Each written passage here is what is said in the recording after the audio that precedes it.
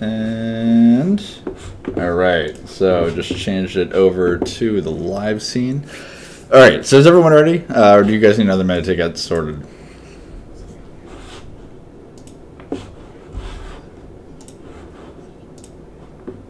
All right. So let me just double check. Okay, good. All right, so the last time we met, just 2 weeks ago, our adventurers had found a new ally named Rainier Neverember, who was hiding out in the Zentarum warehouse hideout over on Candle Lane. After they rescued him from his hiding place and dealt with the avian threat of the Xanathar guild members who had attacked the warehouse, they talked to Rainier for just a brief while until the warehouse was sieged by a number of city guards led by Captain Staggett.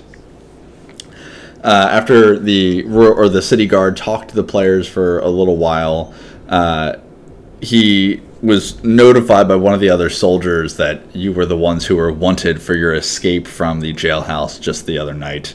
And with the help of your new friend, the charges were dropped. Captain Staggett warned you to be a little bit more mindful of your actions above ground and really hinted to you that they were more concerned about blood spilled on the streets of Waterdeep than they were about blood spilled below the streets of Waterdeep. And with that, the guards gave you a little bit more information and kind of asked about your business with Rainier, who in turn said that you were working for him, that he had hired you as a new guild of adventurers, and that you had come to rescue him from his precarious position. And then, in fact, you were his bodyguards because the ongoing war between the Zentarum and the Xanathar guild members was getting more and more dicey. And that you had done your jobs quite well in rescuing him. So the charges were dropped, tentatively at least, or these charges, rather, were dropped. And the city guard kind of left you to your business. You left with Rainier and got a good night's rest, or some form of rest, as some of you went out to a brothel. I believe it was called the Gilded Lily, and the Open Lily, thank you. And you had your night of quote-unquote rest, and you woke up and began to make your way towards the sewers to find the missing Floon, whom Volo had sent you to look for. And as you made your way down to the sewers, you were able to do so by looking on various places throughout the city that had this yellow chalk symbol that was a circle with 10 equidistant spokes sticking out of the circle. And after you finally made your way down to the sewers, you followed those symbols that kind of led you through the maze for a period of probably about an hour to 2 hours before you finally made your way to this Y-shaped intersection, which had a ladder in the middle of it that went up a solid 20 feet. And then kind of went out in 2 different directions beyond that. And in the middle of that area, there were floating 2 small grapefruit-sized heads with eye stalks coming out of them. And they seemed to pose a serious threat as they blocked both of the ways out. But, yeah, seemed to is the key word, as your party rushed forward and obliterated the 2, notably ending the one with one fell sweep of Roy's Warhammer, crushing it like a watermelon from that comedian that I can't remember the name of. Gallagher, thank you. And now Roy's Warhammer has been renamed the Gallagher. So, that is where we'll pick up. So, let me share this with you. Can you all see this? Okay, so this is where we left off. You're not 100% sure what time it is. It is still pretty dark in the sewers. For those of you who don't have dark vision, it's very, very dark. I believe some of you had lit torches, if I remember correctly. So you see a symbol on the path heading towards the right with the yellow chalk and the circle with the 10 spokes sticking out of it. You don't see any symbol on the left, and you see a ladder in the center. What would you like to do? Yeah, this is like 10 seconds ago, you just obliterated this thing, and the party is now just kind of staring at you in awe. Their face is kind of shocked. You see the tiefling who's been kind of hanging out towards the back and is kind of paralyzed in fear for a moment. And he's just...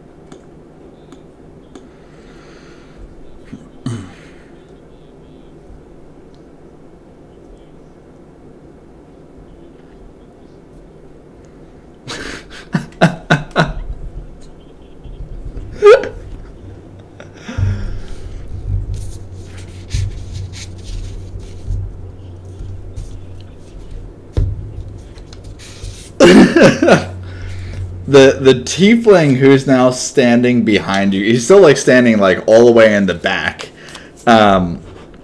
He's standing like all the way back towards like where the sewer kind of widens out to have some kind of sidewalk area. And he was you're crazy, you're crazy. I just wanted my coin, and he just kind of starts backing up and like kind of sloshing back through the sewers. And as he does this, Dindo kind of walks up from behind him, and the tiefling bumps into him, and he sees him. Panic just spreads over his face, and he falls back on his ass, and he just screams and starts sobbing on the ground near you guys. Dindo, you just came up. You didn't see any of the slaughter that happened. You've been missing for a little while, but you've been reasonably able to kind of follow their tracks. You're fairly decent at tracking. You've been looking for these guys for a couple hours now. You found your way down to the sewer. It was pretty clear which direction they went based on the symbols that you were able to make out.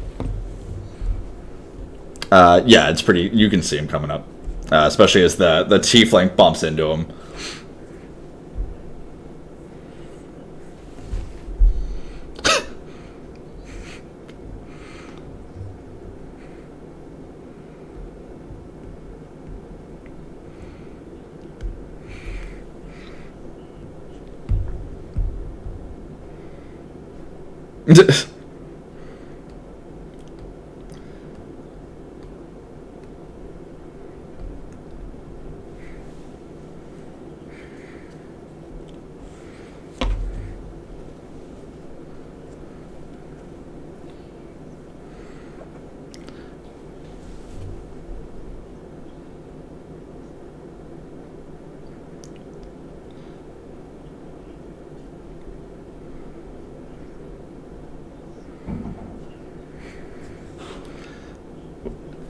As you start like running off, the tiefling kind of slams his hands down to the water. Here's just like splash as he does so, almost like a child throwing a tantrum. And he says, "I followed you down here so you could pay me for. I followed you down here so you would pay me coin that you promised me. I'm not going any further."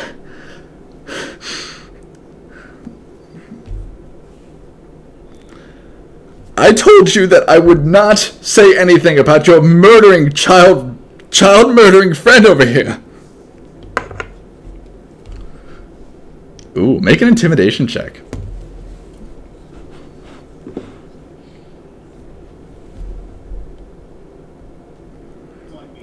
And as you're go to make an intimidation check, and as you're saying this, he stands up, and he doesn't like by the way, who's holding torches right now? Since not all of you have dark vision. Okay, so he can. Okay, so Roy, he's looking right in your direction because you're holding this torch, and he can see you, and you can't see him because he's not holding anything, but you're kind of faced in the direction that the voice is coming from. Well, actually, no, you'd be able to see him where Dindo's standing. I imagine Dindo's holding a torch. Or actually, Dindo, are you... What's your race again?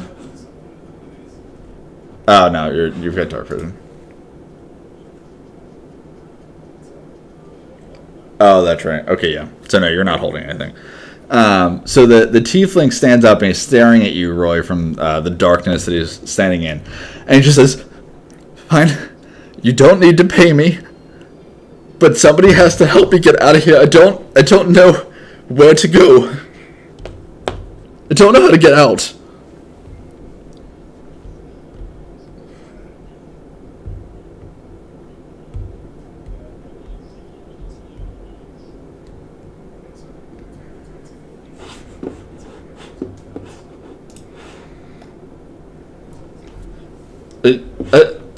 I'm not going up that ladder myself. If somebody else wants to, they can.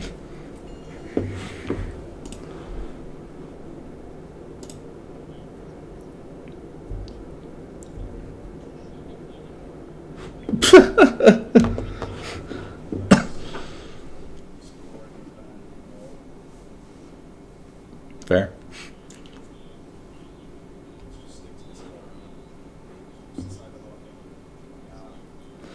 As you kind of poke your head up here. Oh, wait, so you're not climbing up, you're just looking up at the ladder? Gotcha. So it goes up about 20 feet, and it ends with this kind of wood trapdoor looking thing that looks like it opens upward.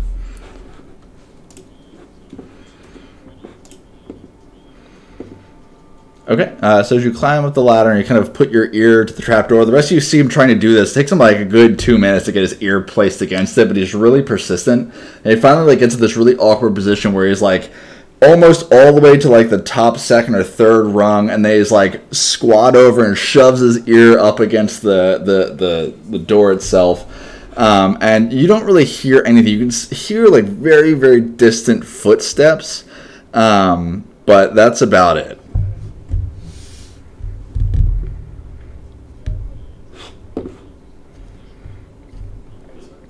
Okay, so as you slowly open the door, it's pretty dark in here, but there's some faint light kind of filtering through from another room. And you can see a number of different crates and barrels stacked around. And you see this sign kind of leaning up against one of those crates, and it reads The Spouting Fish, and then under that it just says Tavern.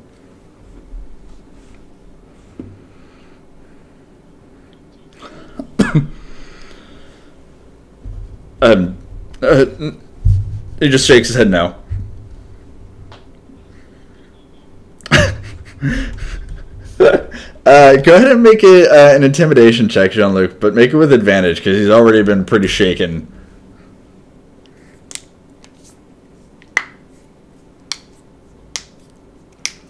Mm-hmm.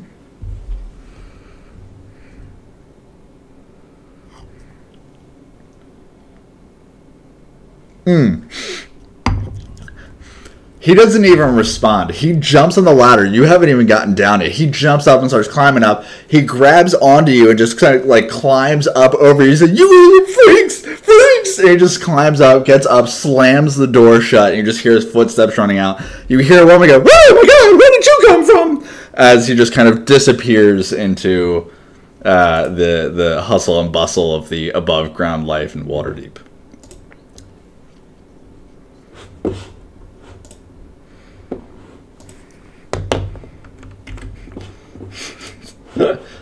There's no response.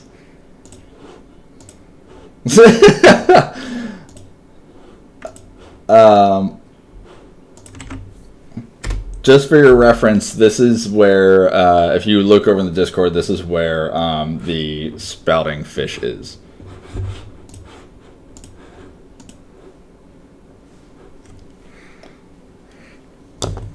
Okay.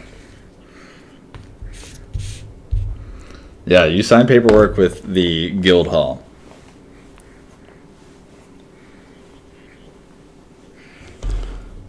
I mean, Jean-Luc can want what Jean-Luc wants, you know? Okay.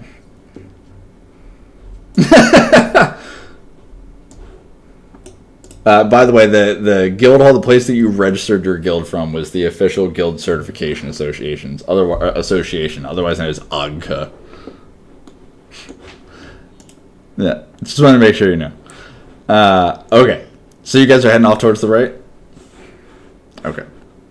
All right.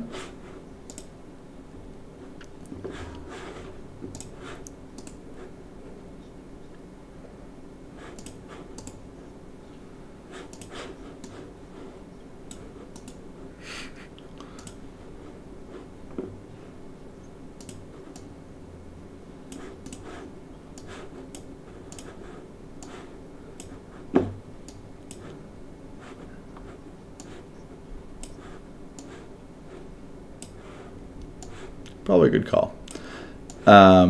So as you all start running off through the sewers once again, what is your marching order now?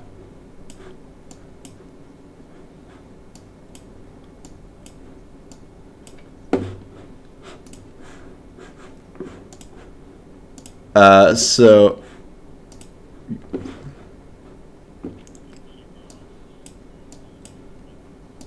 Okay.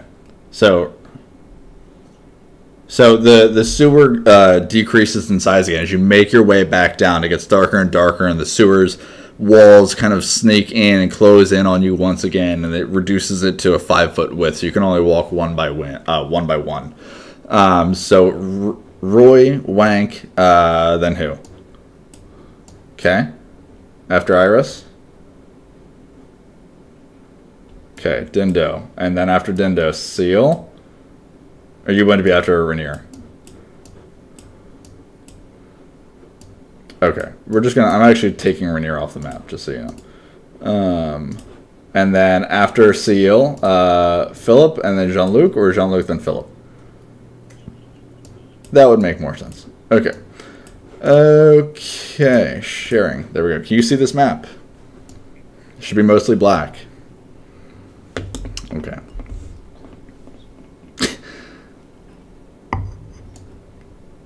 Okay. So the sewer begins to narrow in and close in again on you.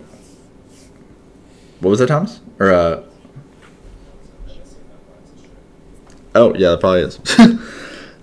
So the sewers begin to close in on you once again, and you can just hear the perpetual dripping of water just kind of seeping through the old stone walls that kind of make up this place. The putrid, foul water at your feet slowly begins to rise, and as you make your way in here, you find yourself slogging through it. And it at first was just up to about your ankles, but now as you make your way down here, it takes you about 10 minutes, and it slowly rises up to your calves, and you kind of wade forward again. You kind of hear this as you make your way deeper through this kind of fecal matter water. As it gets deeper and deeper, another 10 minutes goes by, and the water goes up to your thighs, and another 10 minutes goes by, and it's up to your waist. And you, as you make your way even further in, another 10 minutes goes by, and it's up to just below your chest. For the smaller ones of you, it's about up to your neck, up to your chin, and you can really smell the foul stench of feces and urine filling your nostrils. And every now and then, as somebody moves, you can feel some of the water splash back and slap against your cheeks. Some of it goes in your mouth from time to time. You worry about getting dysentery. And you feel just foul. This water is seeping into your armor, into your clothes, it's in your boots, it's in your socks, and you feel just vile. But eventually, as you slog through, actually, as you're slogging through this, are you like running through, or like how are you moving? I mean, you can hustle through it though. You can be like.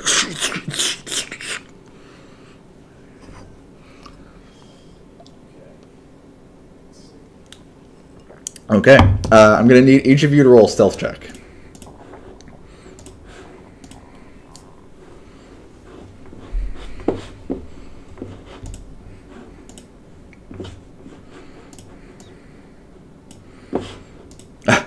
Why did you just roll a 4? Nice. Beautiful. Alright, Seal, you got a 14. Okay, so Jean-Luc, you got a 14. Dindo, 24. Well done. Philip, 21. Nice job. Not only are you blind and deaf, but everyone around you is blind and deaf. Rainier is irrelevant. Wank, you rolled a 10. And Iris, what did you roll? I don't see it. It's okay. Yeah, if I don't say it, you're good. Natural 1.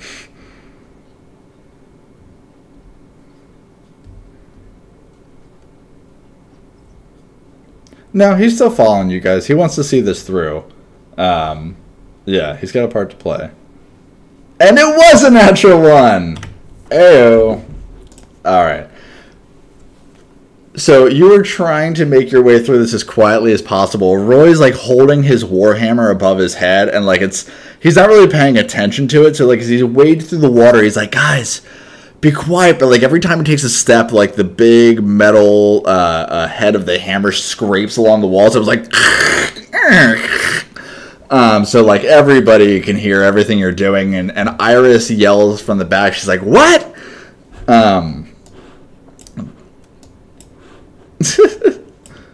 If you guys want to move your characters up, that would help. So eventually you make your way up here, and let me show you. You come into this room that is a large circular room that's got this. There's actually a large stone column about 5 feet wide right in the center there. But you can go around that entire stone column. This main sewer tunnel expands into a circular hub. And what you see as you kind of approach is you see a pair of arrow slits, one on the northeast corner and one on the northwest corner and southeast corner. And there are 2 arrow slits that are carved into those outer walls directly across from one another. 2 passages continue on to the north and south, and a stone door is set into the back wall of a stone ledge to the west. So, one second, and I'll show you a little bit more. For those of you with dark vision, for those of you who have torches, this is about how far you can see. But as you make your way into this room, you are being so noisy that you hear these kind of sounds coming from like behind the 2 arrow slits. You clearly woke something up, likely some guards. While they are, they hear you coming, but they don't actually see anything quite yet. There's some. They see this candle light, this torch light coming from the center room here. So I'm going to need each of you to go ahead and roll initiative. Yeah,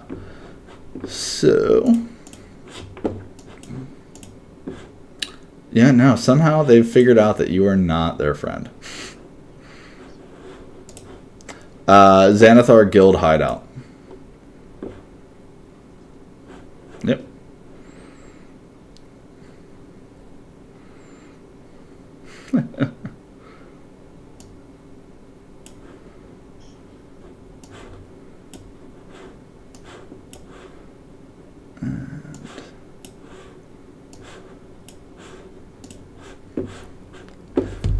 Okay. So, is the music still playing for you guys, or did it turn off? It's really quiet. I don't actually hear it. Okay, I can't hear anything.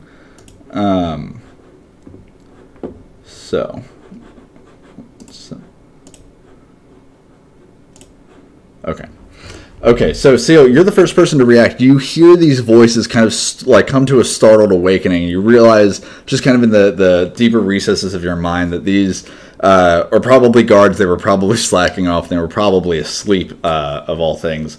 And you recognize that they are probably coming from those two arrow slits just across from where you guys are standing. One again from the north west and one from the southeast. What would you like to do?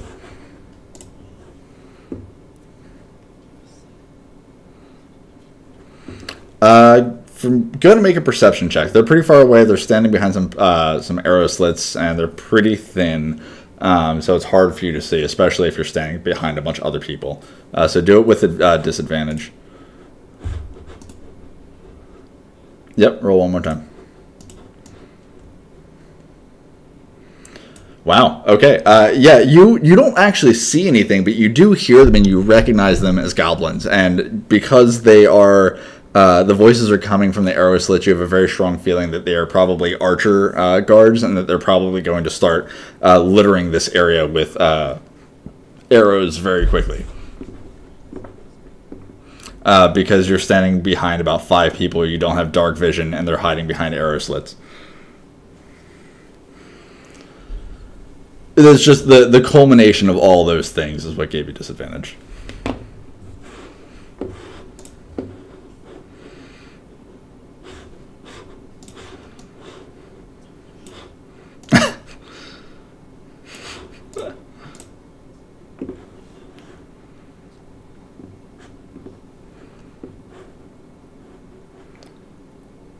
Okay, so once you're able to see something, you want to. So, what action are you holding? Okay, so you see the rest of you see Sael just kind of start moving his hands in the familiar pattern of a spellcaster. You see this light glow of orange flame begin to form in his hands, but he just kind of holds it at his side and he's waiting just for the right moment. Did you want to do anything else with your turn? All right, Roy, it's your turn.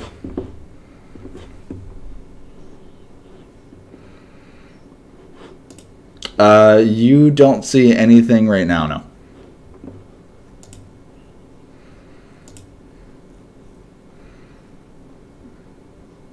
Yeah. Yeah, it looks pretty solid. Okay. The door is actually right about here. So it's like actually facing downward. Poorly described. The arrow slits are on the northwest side and the southeast side. So you can actually, I think you see one of the tokens on the northwest. That's where the arrow slit is there. The arrow slit on the southeast is over where I'm facing, where Roy's facing right now.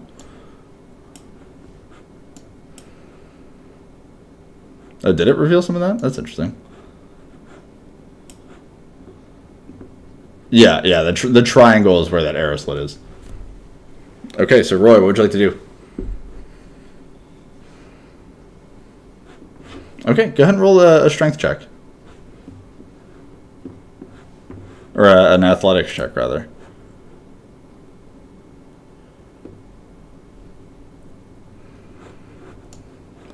Actually, that was just enough. You push on this door once. It doesn't really do anything. You can hear the kind of iron hinges rattling for a second. You stop. You take your warhammer in your hand that you had been holding out for a while, and you just kind of swing it overhand and hit the door handle, and the door handle falls off and does absolutely nothing. So you just push it again. The door just kind of falls open. And as you make your way, or as the door kind of falls open, you can see it, this hallway extend just a little bit further down. You see another hallway kind of extending off from that, going towards the west.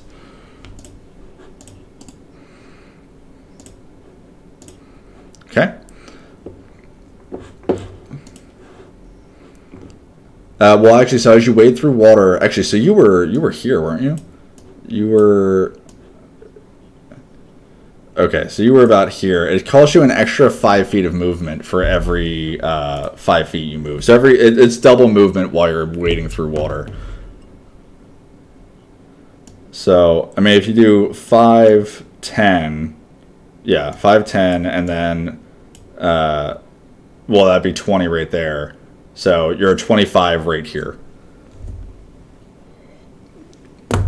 Okay, I'm going to give you some more vision. Anything else with your turn?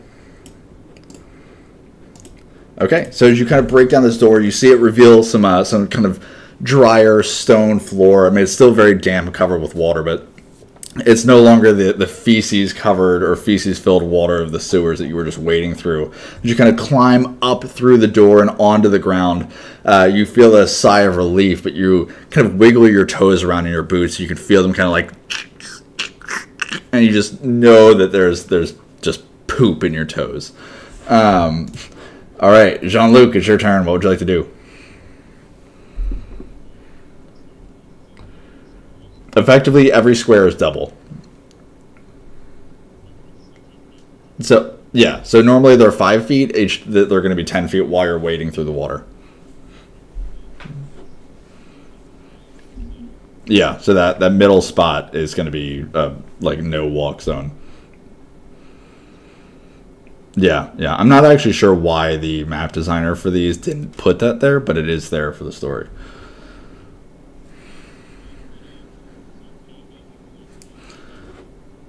So if you're 10, 20, you can make it right here. If you were standing right in front of Philip, you can make it right there.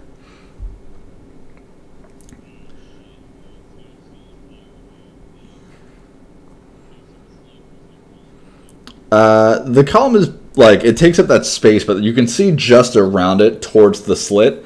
So you can see just through it, you do see this little kind of brown furry goblin. You see him kind of pulling out this short bow and is like kicking this other thing that you can't see. It's just out of vision. The slit is about a foot wide. It's got just enough space to like reach through and shoot a bow through, but it's got, you know, more than enough space to hide out of the way for incoming missiles or incoming attacks. So you do see a goblin. You do see just enough room if you were to try to take an attack from that position. Okay, so go ahead and roll for attack.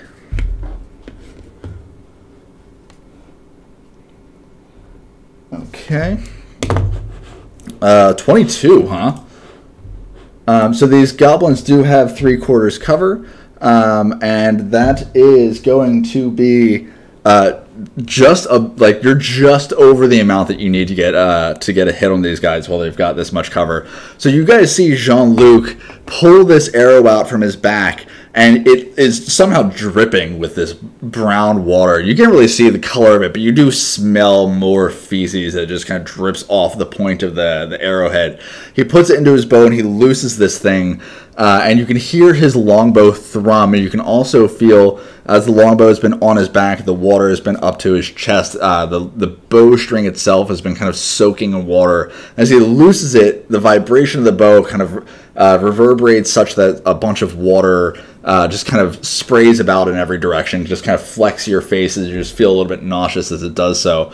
But you are more impressed with the fact that this arrow flies so straight and true that it goes right along and just kind of barely glances off the middle column and just makes a slight curve as it does so and goes right through the arrow slit. Go ahead and roll for damage.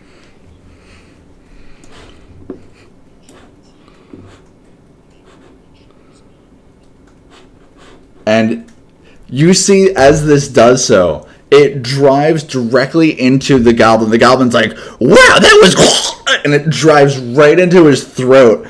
And you just hear him go... And it's like grabbing at the arrow and he's trying to pull it out. You just hear... And he falls down into the arrow slit and his body is half hanging out and his friend behind him kind of grabs him and just pulls him out and throws him onto the ground. He's dead.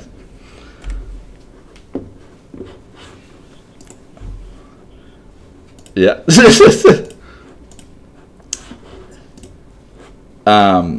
So as that goblin goes down, just as a friendly reminder to make sure you're targeting the target that you want to hit. But Jean-Luc, anything else with your turn? All right, Philip, it's your turn. You are blind and deaf, and Jean-Luc has just abandoned you to the high, smelly waters of your doom.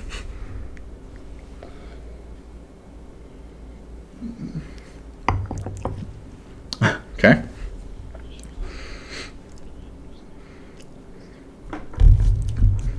Okay.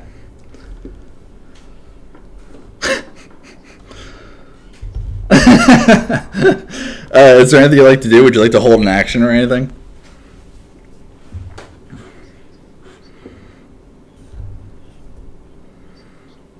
Okay.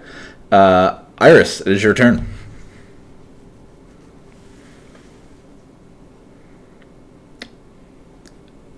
As far as movement, you mean?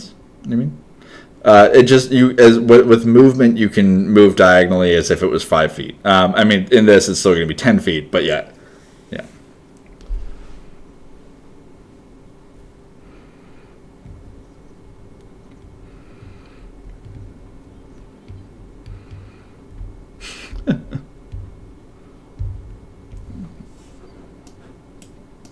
There.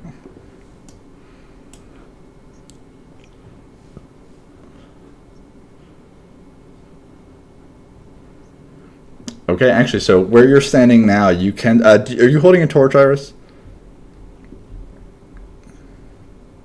Okay, so you don't have dark vision, correct? Okay, so it's really, really, really dark in here. You can't really see a whole lot. Where Jean-Luc is standing, you can see just a little bit. Actually, what's the radius on your torchlight? I think it's 15 feet, right? We're saying it's 15 feet. So you can see actually through the southeast arrow slit over here, you can see two goblins beginning to ready their attack over here.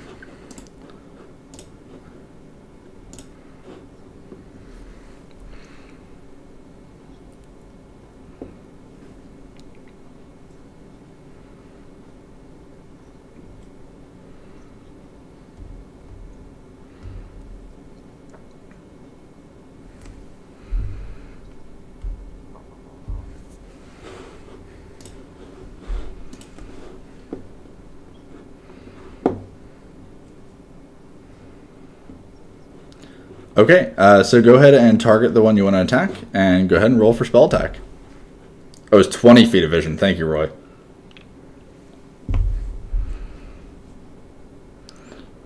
Oh, yeah. You see Iris kind of move forward. She pulls out her arcane focus and she starts messing with it. You see it glow this really deep blue frost. Her hands freeze over and turn this white blue. She takes her hand, she stretches it forward, and she launches this blast of blue, cold energy.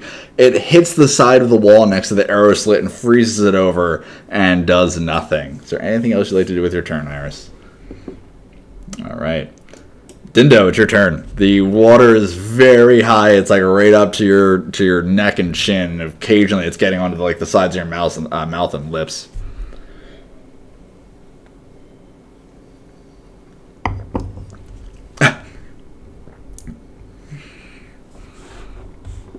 Dindo.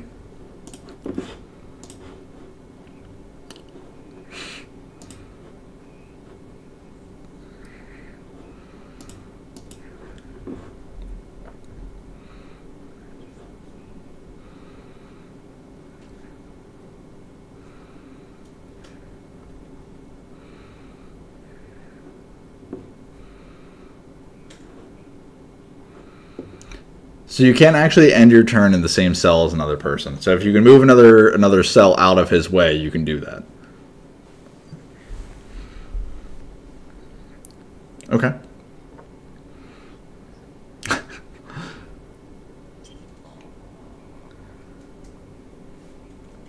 Sure.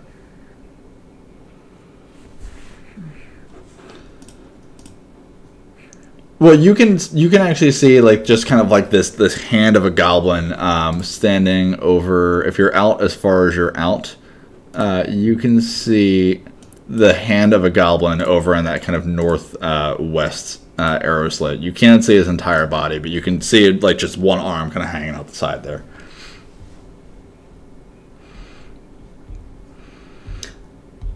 Well, if you want to take your bonus action to use hide, for your rogue ability, the only way you could, I was gonna say the only way you could do that to get up and hide is to get up next to Wank and then hide underwater.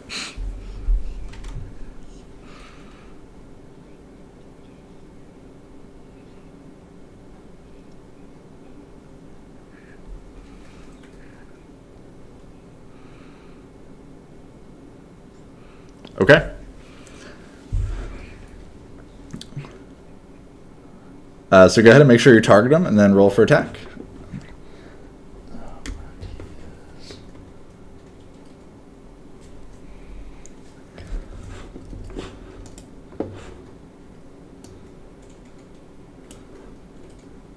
So click your character token, and then hold Control, and then click the target.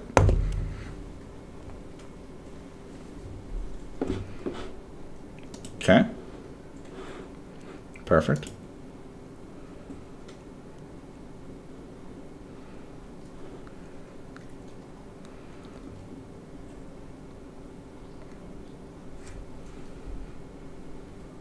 No, I have to add in the cover. There might be a way to automatically track it, but I'm not sure, and I'm not going to try to figure it out right now.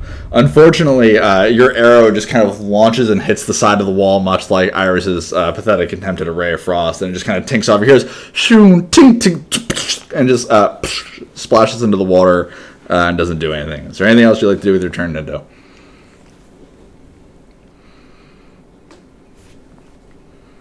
Yeah, absolutely. Rogues have that ability. Yeah, you're going to take a hide action, so... Okay, the rest of you hear Dindo kind of... and you just hear him like dunk, and just dunks underwater. You hear this kind of really soft splash, almost like a rock kind of getting thrown into the middle of a lake. And it doesn't really seem as if a person has gone underwater, but all of a sudden Dindo is gone and totally out of sight. Dindo, what's your Constitution modifier? +2. Okay, so you can hold your breath for 2 minutes underwater. No, each round of combat is like 6 seconds. Yeah, so you can hold your breath for 20 rounds of combat. You are a poop shark. Okay. All right. You hear the goblin from the kind of southeastern side. He calls out at you. He just says, "You are going to die!" And he looks at you, Iris, and he just kind of takes out his bow and he launches it at you. That worked. That did work. Okay. And he launches his bow and it hits. The arrow goes soaring straight through the arrow. So you hear him, and it sinks right into your left arm. And it hits you for a total of 7 points of damage. And the rest of you just see her arm get just punctured with this arrow and just kind of falls down for a moment. You can see her, gripping onto her arm in pain. That goblin steps out of the way and gives room for the other goblin. The other goblin steps forward, and he too looks at you, Iris, as the only person in his vision, and he launches a shot at you. And this too hits. And it hits you for 4 points of damage. The rest of you hear Iris go, and you just hear, and she just kind of sinks beneath the waves of the softly lapping fecal water. Yes, Roy, you absolutely heard her scream and go down. The other goblin takes a step forward, and Seal, you have a really, really rough shot from all the way back there, but you do finally see a goblin in the distance. And who else? Philip, you can see this too. Just kind of between the column and the arrow slit, you see this body finally step forward, and it's got still half cover. Half cover for you, Philip. Seal, you're still staying behind a whole bunch of people, so you've got an even harder shot, so you still got 3/4 cover. Both of you can go ahead and take this opportunity to use your held actions if you'd like. So make sure you target them.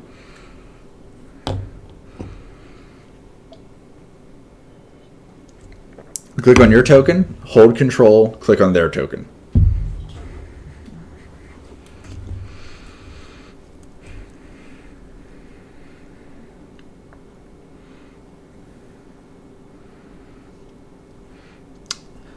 So in your character sheet under actions, you should see, let me pull you up so I can see it. So under actions, Change your mode to, or change your display rather to actions, and then you click the dice button for Firebolt. There you go. Oh, okay. So Seal, it was still really hard for you to hit him, but that was more than enough. And you hit him for, did you roll already? No, you didn't. So go ahead and roll for damage. Ooh. All right, Seal, how do you want to do it? And Jean-Luc, I apologize because I took your ability to describe his death, but I got too excited. Seal, how do you want to do it?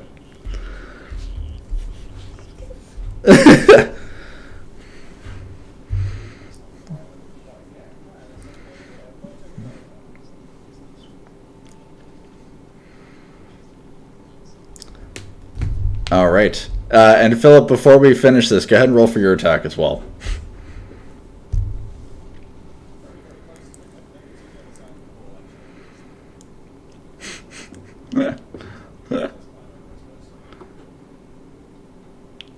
So under actions, go ahead and the bottom change the view or the mode to actions. And then click the dice button. No, he didn't make an attack. They both held their actions until they could see an enemy. Wait, you gotta roll for attack still. Oh, that's right. I'm sorry. Yeah, you're right. My apologies. So, Philip, did you have a color that you wanted to use for Philip? I forget. All right, so you see Seal behind Philip, and like his hands have been kind of molding this flame for a while now, and he looses it, and you just feel this immense heat. The water around you actually begins to sizzle, and the air becomes putrid in your nostrils as it does so. The flame launches over and begins to wrap around each of your heads just above you, and as he does so, Philip also looses this brilliant lavender missile of pure arcane energy. Both of the bolts of energy lance into one another and begin to mold into this brilliant orange, purple, and red bolt of magic energy, and it hits the arrow slit and bursts through it. All that remains after it hits is this kind of almost molten lava incinerated edge. You've created this large hole where the arrow slit was. It's about twice as large as the arrow slit originally was. The goblin gets blasted by this energy. You hear only the briefest scream as it just disappears into the ether. It gets totally incinerated by the magical energies of the combined attack, and he is dead. All right, Wank, it is your turn. Why is Wank unconscious?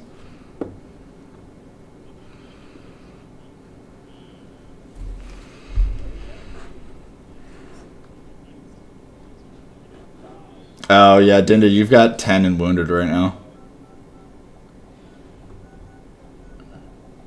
Yeah, Wank doesn't have any.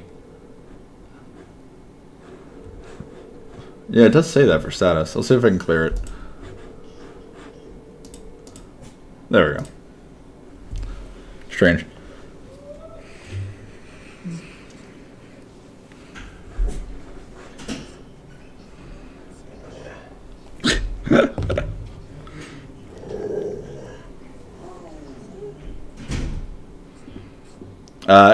It's right in that corner, right about where you're standing, right there, yeah. So actually, as you're like kind of, if you walked up there, you'd be able to see into it even further.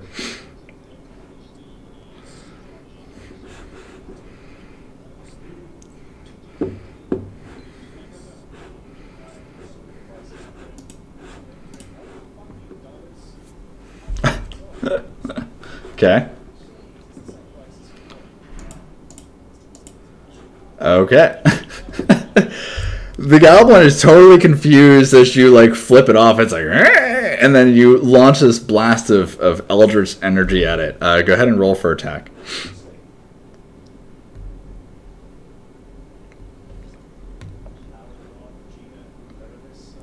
That unfortunately is a miss.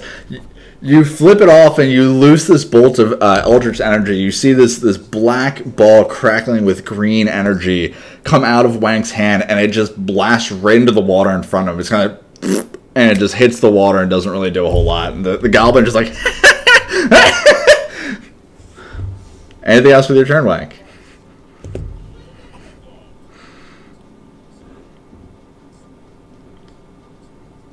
Okay, you should have enough. And as you walk away, the goblin tries to like mimic you, and it flips you off with both of its fingers and just laughs the entire way. Rainier just kind of holds the back end of the line, and he's not really trying to move too far forward. He's feeling a little bit tired from the last encounter you guys had. I don't know why there's a Goblin 4 on my thing. I'm going to see if I can clear this right now, because you guys killed him. Alright, there we go. Seal, it's your turn. What would you like to do?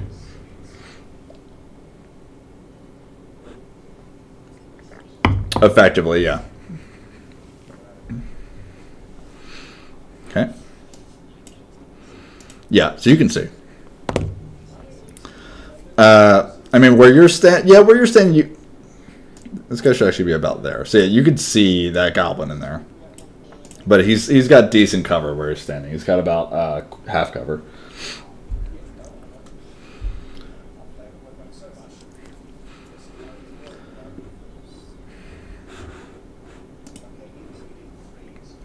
All right. Do you have a color that you want to use for it?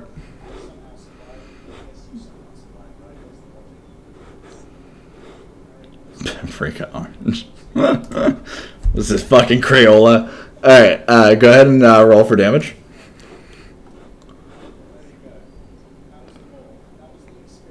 It should be automatically based on your level, yeah. So you should just be able to roll for damage, calculate for you. Okay, so you see this paprika orange missile shoot out of Seal's fingertips, and as it does, you swear you can hear echo throughout the sewer tunnels, pretentious. And as it does, it lances through the wall and hits this goblin right in the chest. And you can Seal, you swear as this bolt hits him, the blast of energy just kind of washes over him. You can see this kind of dust cloud of paprika flakes pour over him for a second. You can hear him like, and he takes 3 points of damage. You forgot to target him, but I will do it for you. Okay. Anything else with your turn?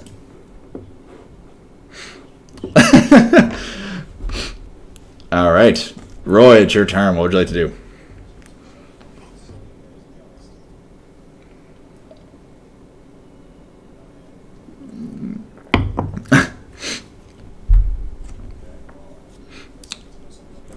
She's under the water. It's kind of hard. Go ahead and make an investigation check to see if you can find her under the waves.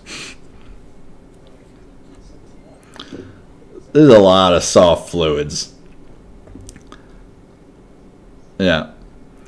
And you're holding a torch, right, Roy? Okay, so yeah, you do see there's like you're holding a torch in one hand. You're like you've got your hammer on your back now, and you're kind of feeling under the water trying to find where Iris is. You like grab onto something squishy and you squeeze it for a second. You're like, that's another body. And you just kind of move on. And you squeeze. You kind of feel this kind of like palpitation of like a very barely living heartbeat for a moment. And you just kind of haul her up out of the water. You can see your sister's face dripping with this disgusting green-brown water. And you kind of haul her over your shoulder. She slips off a little bit and she kind of pulls you down towards the water. And you just slowly drag her back out. It would probably take all of your movement just to get her back up onto that ledge there. Yeah, right there. Right where you just were. Yeah. Yeah, I'm going to put her right there. Okay, anything else with your turn? Yeah, and you already took your action to grab her. All right, Jean-Luc, it's your turn.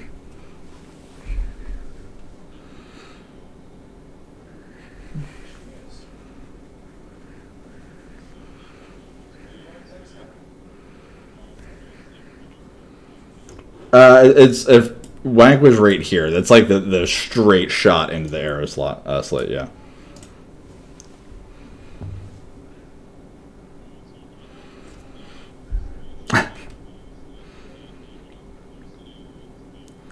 Okay. Go ahead and roll for attack. Yeah. So click your token, then control click the other token, and that. He's still got half cover. Oh my god, yeah. Jean-Luc, how do you go ahead and roll for damage? Oh my, Jean-Luc, how do you want to do it? That thing is donezo.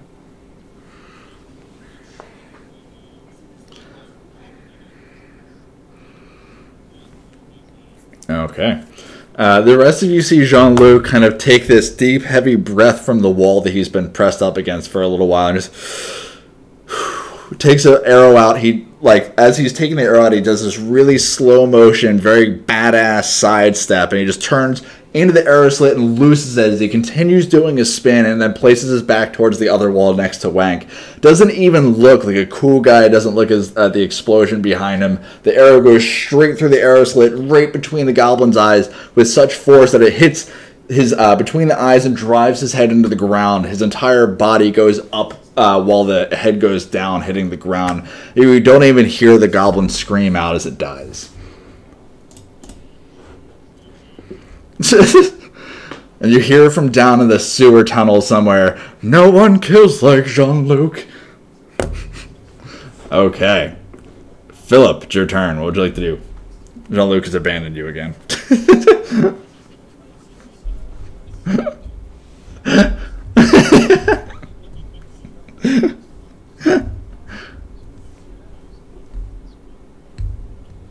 Okay.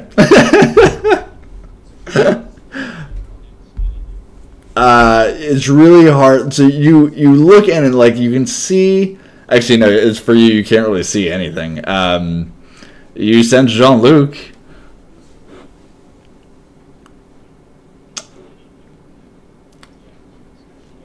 Okay. Iris, go ahead and make your death save.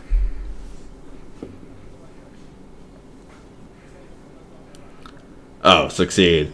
Roy, you hear just kind of as your sister just kind of remains unconscious, but you hear her take a deep breath, and you know that her lungs are not full of water. Dindo, it's your turn.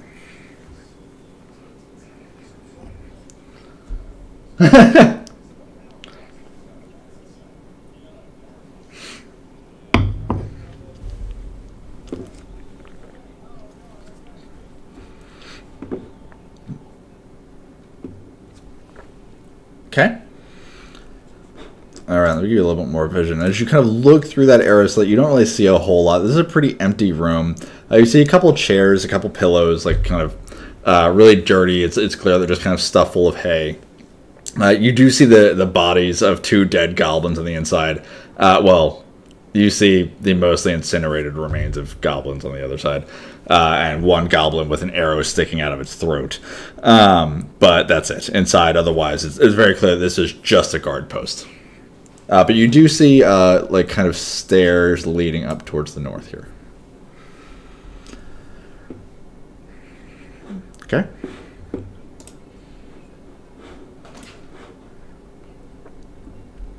Okay. The goblin sees his friend go down. He sees Jean-Luc, and he's going to take one swing at you with his short bow. It's only been once, so I'm not sure why I did it twice. Oh no, he had advantage. Why is he have advantage? He shouldn't have advantage. Either way, he does hit with the first one. Actually, Jean-Luc, what's your AC? 14, I think? 14. So he looses this bow or this arrow at you, and it launches straight through. Oh, actually, what's your? It's AC 14 plus you've got half cover or full cover or 3/4 cover. So that puts you at 19, so that would hit you anyway. So you've mostly covered by like stepping to the side of the arrow slit, but your arm shoulder is just kind of barely sticking out as you're pressed against this wall next to Wank. The arrow comes out of the arrow slit and drives right into your shoulder bone, and you swear you can feel the metal tip of this rusted arrow just kind of shatter some of the bone, and it hits you for 7 points of damage. And I believe, no, you were still fine. You feel really lightheaded and woozy, and you can feel, you feel very, very concerned that this rusted metal is in your body, especially as you were kind of wading through this, chest-high fecal water. The goblin is then going to use all of his movement to run. Okay, so you are out of combat.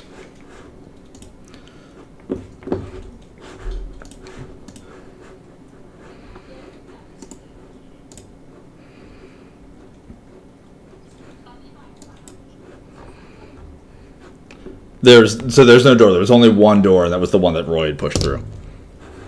Yeah.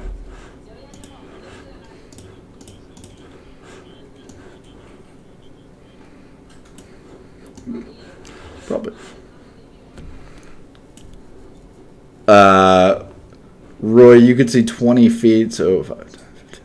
No, that's about as far as you could see from where you're at. And the north tunnel just seems to kind of go perpetually forward north.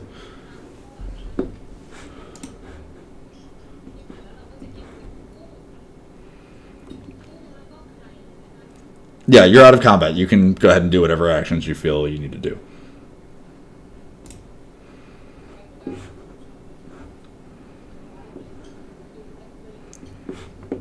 No, you'll still be unconscious. Yeah.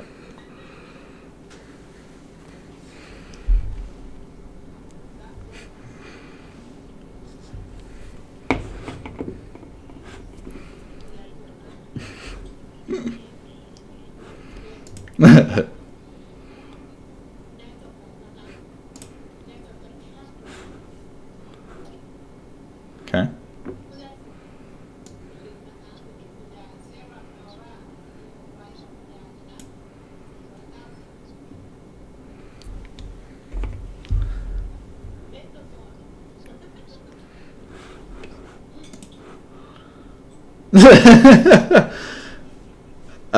So did you actually not do anything?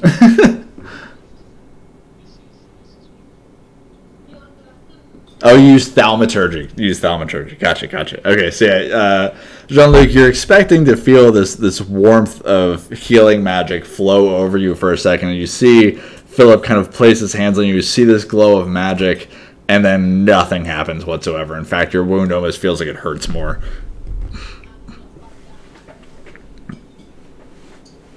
Damn.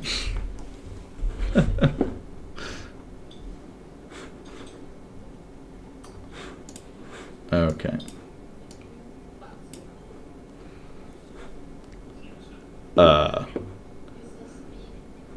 I mean, you can. So she can do her death saves and she'll be unconscious, but then you can shake her awake. She'll have 1 hit point.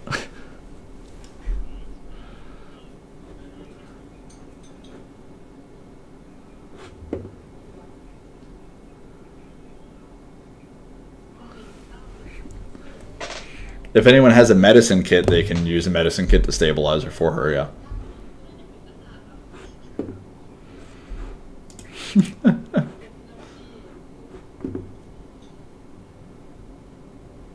All right, one more. Uh-oh. All right, don't fail the next 2, Iris. Uh-oh, Iris. Iris.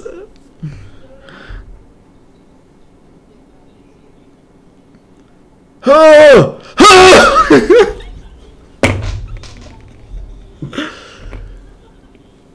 Oh, it did spin in the chat. I've never felt so much anxiety in my life. Iris.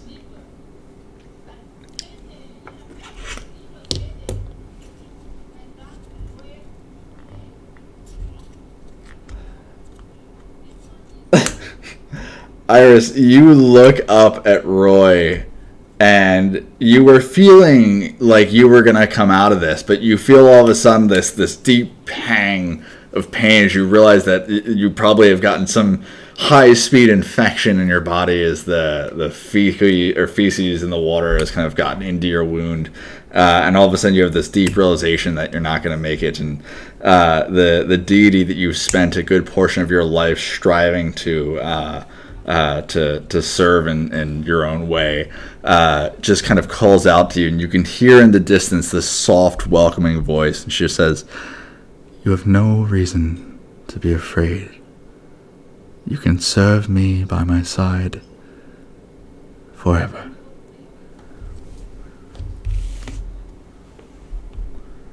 Yes, child, it is I. Come with me.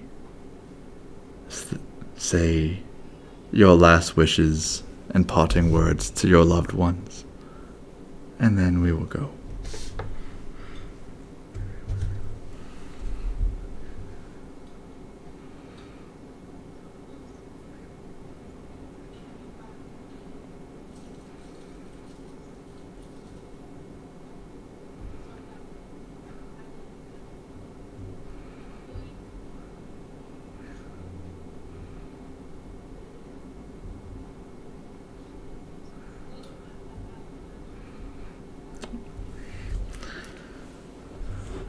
And as she says these final words, Iris kind of lulls her head back gently onto the ground. She starts staring up. You can see this one single tear stream out of her eye, and she looks into the distance as if she's looking towards something else, and this smile creeps onto her face, and you have the realization that she's in a much more peaceful place than here.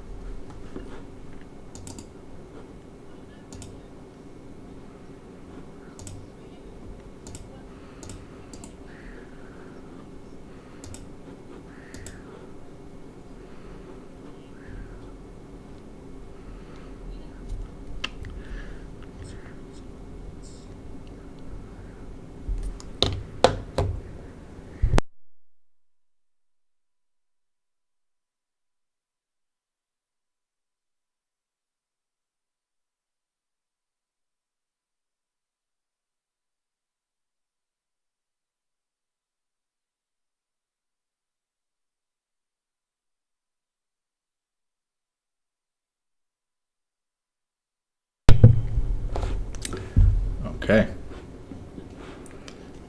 So as you kind of make your way, well, what are you guys doing? Okay.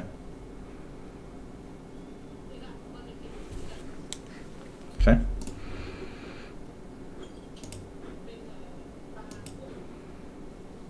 Okay. Okay.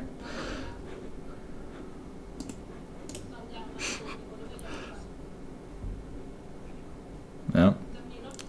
So as you make your way, say what? Yeah, I was going to say, as you make your way forward, you kind of come to this large, kind of messy room up here. You see a number of rusty weapons, some threadbare clothing that just kind of litters the floor. It's clear this kind of just serves as a coat room or some type of armory. It doesn't really have anything of value in here. There's another tunnel that leads forward, and you kind of scout that up, and you just see the two dead bodies of the goblins, and then another tunnel that leads forward. And it seems like this area is probably a good place to take a very quick short rest. So we'll take a 5-minute break there. As you guys kind of look around the room, is anyone searching the remains of the goblins? Okay.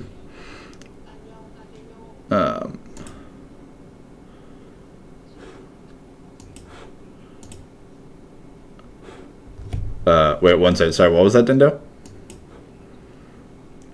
No. There's two pretty obvious coin purses on these dead corpses. In the first goblin's body, you find a purse with 1 copper in it, and on the other, you find 6 copper pieces. And then Roy, what were you doing?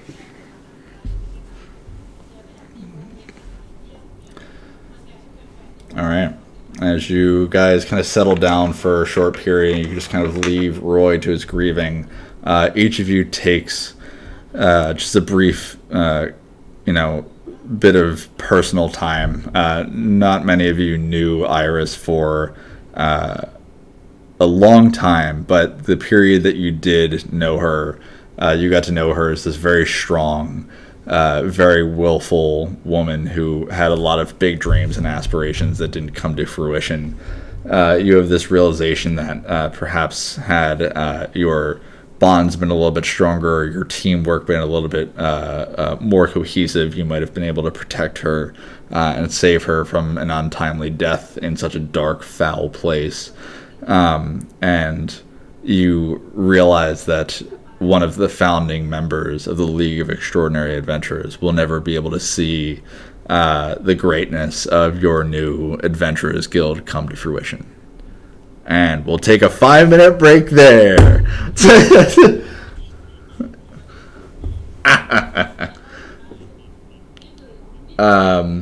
So yeah, if you guys want to take a couple of minutes, think about Iris, think about what you should have done.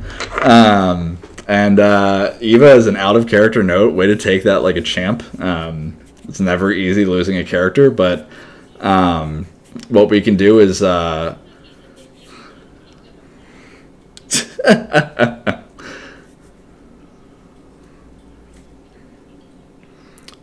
only rule that I had, yeah, this was very fair and like in the cards.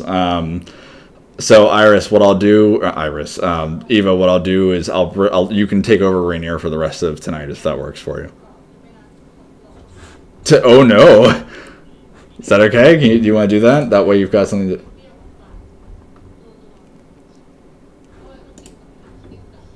Okay. Okay, that's fine. If you want to hang back and like just watch and see how this unfolds, you can totally do that. Yeah. Take the 5 minutes. We'll come back at 8:30. We'll give you 8 whole minutes.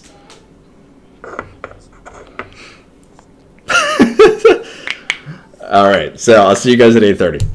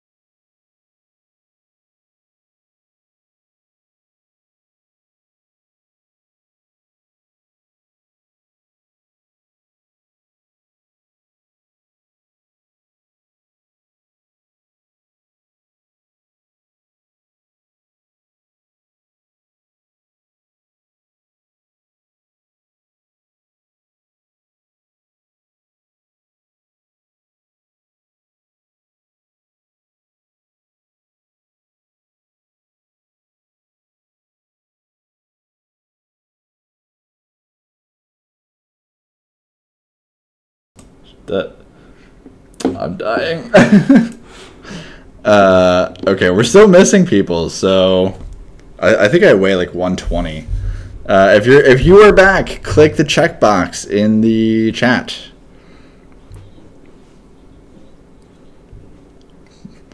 Well, I'm glad we don't wrestle. All right, we're back. Okay, so we could, and we might. It depends on how inebriated we get.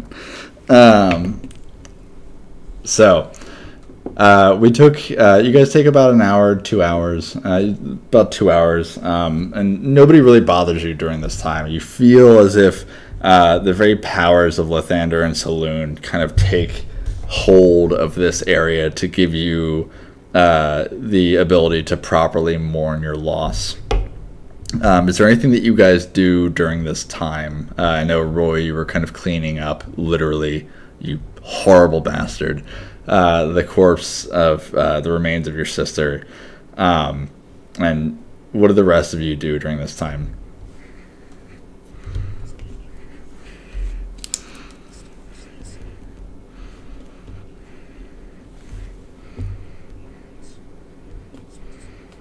Okay.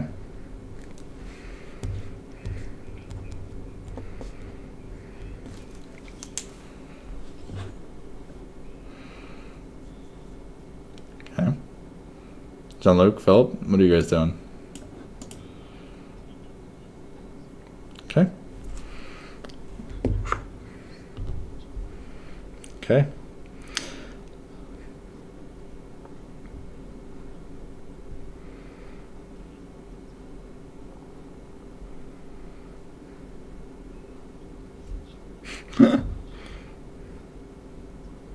Okay. So as the rest of you kind of tend to your wounds and take your rest, you just kind of watch quietly and respectfully as Roy kind of shifts from this deep, heavy sobbing over the remains of his sister to this kind of stone-eyed, determined look as he kind of takes out these funeral sheets, if you will, and kind of begins wrapping her body. And kind of discarding of the material items that she was not able to depart this plane of existence with. And as he does so, he says nothing. And in fact, a few of you tried to console him throughout this process, and he doesn't respond. He doesn't move to your touch. A few rats kind of scurry past during this time. Most of them don't do anything, but as one kind of makes its way over towards Iris's foot and kind of sniffs, Roy with one hand takes his warhammer and crushes the thing before it gets too close, drops the warhammer with his tink onto the ground, and just continues his work. After the 2 hours, the rest of you have been able to get a full rest, and Roy, you feel rested physically, but emotionally and mentally you were completely drained at the end of this process. What would you guys like to do?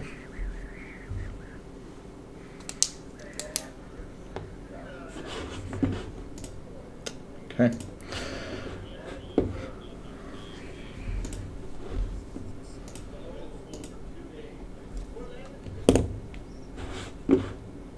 I can.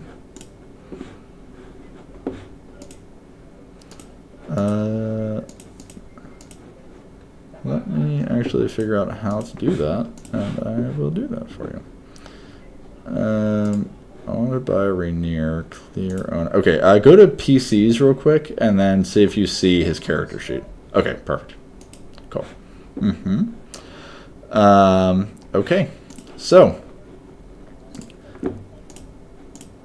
let me get him onto the sheet. Oh, I got 2 on there. Whoopsies. Okay, so it is now the end of the long rest. You're not sure what time it is, but you feel slightly more rested. And as you kind of look around, you know, the tunnel really only leads in one direction. It kind of ascends this small area of stairs upwards about 5 feet. And further into the darkness. There is some light in these rooms, in this hallway. You see, you know, the occasional torch kind of lighting the way. It's still fairly dark, but you can see without your own torches at this point.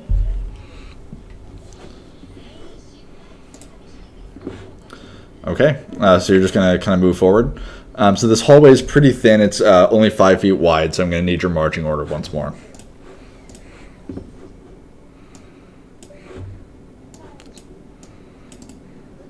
Okay.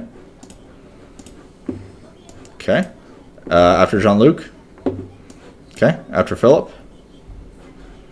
Okay. After Wank. You're going to be last. So Seal, you're behind Wank. And Rainier, where are you going to be? Okay. Okie dokie. So, let me clear some more of this light. So, this actually goes under the kind of water. So, it actually, like, as you can, like, what you can see now is, like, this has been kind of carved through it. It kind of sinks down in the middle here and seems to go under the kind of sewage passage that you already saw earlier. So as you make your way through, it kind of dips down a good 10 feet and then back up towards the other side. And as you make your way forward, you can kind of clear into, or you come into this empty sleeping area. It's got this room. You see 6 tattered straw-stuffed mattresses. There's not really anything of value, at least what you can see here. You can hear, though, in the next room, you can hear this, like, deep, gruff voice. You can kind of hear them, like, shoving something up against this door. And let me show you what the room looks like right now. So you see these 6 beds of tattered hay, and you see it kind of end and culminate into this room. And this kind of sloppy shot-in wood door at the end here. And you can just kind of hear these voices kind of muffled on the other side of that door, and you hear something being pressed up against the door itself. What would you guys like to do? Roy is. Yeah, I'm gonna delete her just for the sake of expedience. Really? Yeah, I see Philip. Yep. Huh. And let me get Rainier on here. Okie dokie. So, you kind of make your way into this room. You hear the sounds coming from the door in the next room. What would you guys like to do? The door is closed at that kind of southeastern portion there, though.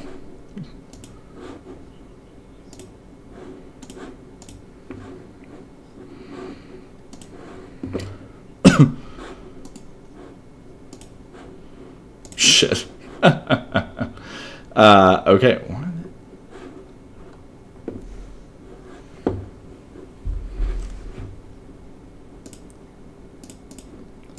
Okay.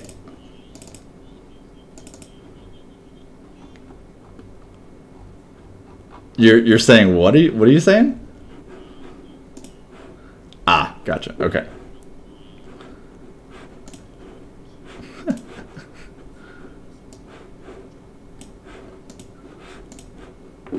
One moment. Okay.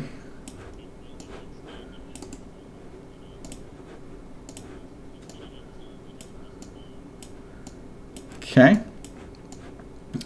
So, Roy, go ahead and roll an athletics check as you go and kick down this door. Wow, okay. Yeah, so as you kick this door, the first kick is met with a lot of resistance. You hear Jean-Luc yelling, "Don't," behind you as you go to do it. Do you want to keep going through with it? Okay. So you kick it once, and the first kick is met with a lot of resistance. You hear this kind of this startled, deep, gruff voice on the other side. And he says, "Who's there?" But before you even have the chance to really process what you've just heard, you kick it down once again, and it kind of moves a few inches forward as it gets knocked off the hinges.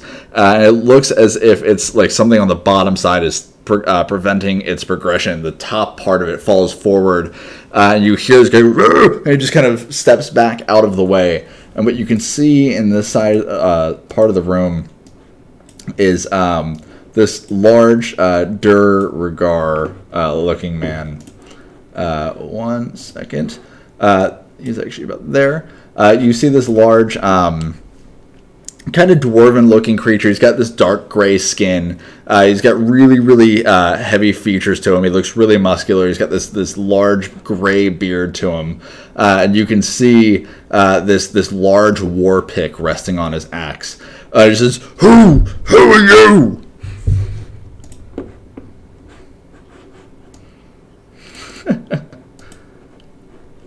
Okay.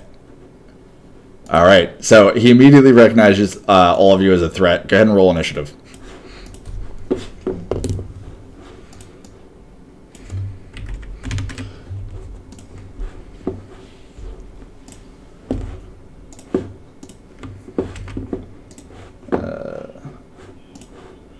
Nice.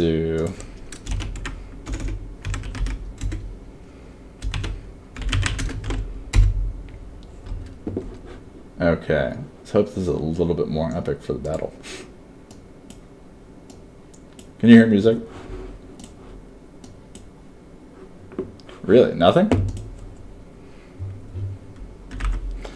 Oh man.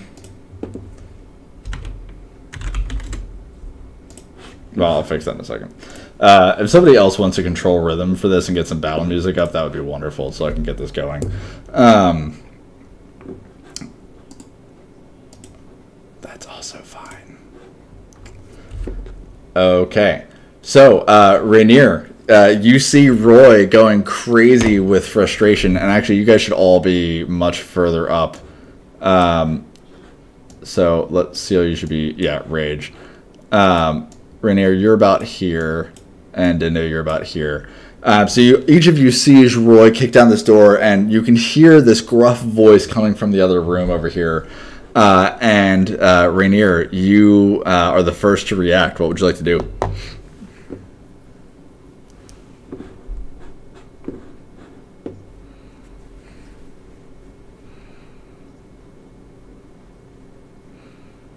Yeah, you can go and hide behind some of those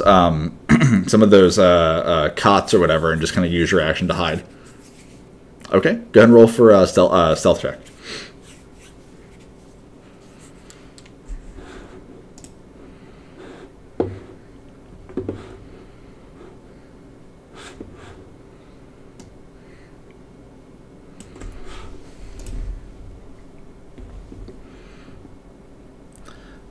Okay. Well, the one that got rolled is 21, so we'll keep it with that. So you guys see Rainier just kind of dart behind some cots, and he just says, "You've got this!" and he just disappears. He's still, like, clearly there, but he's, like, pulled some of the hay and, like, kind of buried himself in it. And that's going to end his turn. Roy, it is your turn. What you see is this door kind of falls over in front of you. You see that it's kind of propped up just a little bit, and like it looks like he's been trying to shove like towels underneath it, almost to, like, try and stop some of like the ever persistent kind of dripping water from getting into the sleeping area or something. But you can easily climb over the door, and he's already pulled out his war pick. He sees you coming. What would you like to do?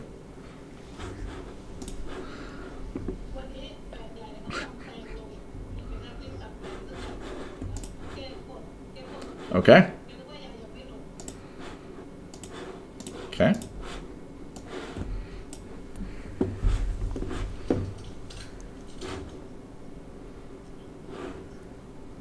Yeah.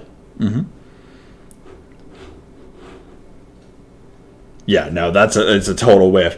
Roy, you are filled with pure rage and frustration and hatred. You are blind, and you swing your maul, and it just crashes into the wall. You hear this, and you just all of you behind him just see these stones kind of sparking out as the hammer drives into the rock wall.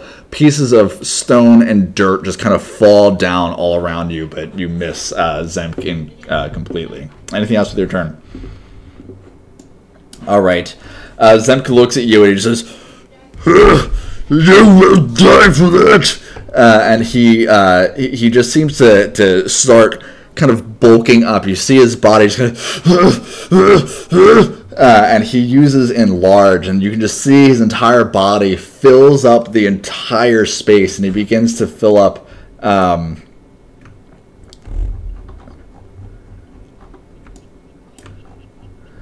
he's like, "Suck a dick, bitch!" And That is going to end his turn. He's going to use.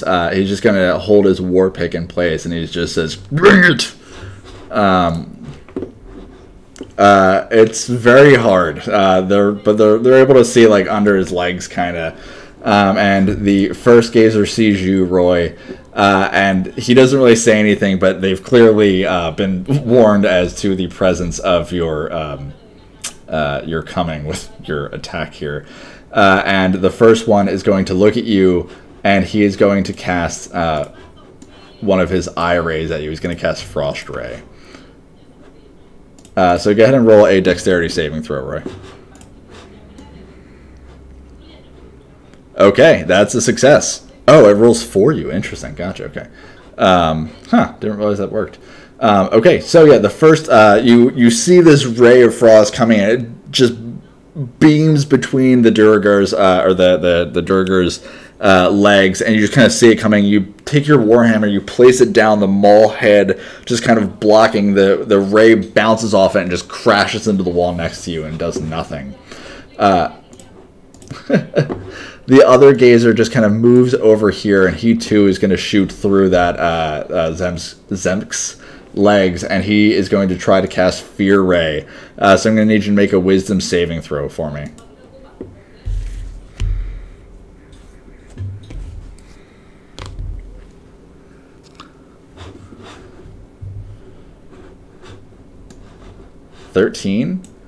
And that's a success. You see this purple-black ray of magic blast between the man's legs, and you yet again take your warhammer and deflect this magic beam, and it just shoots off and blasts into the wall.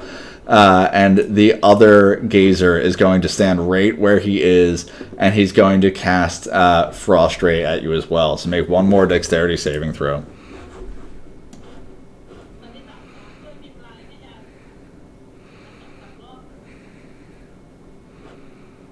All right.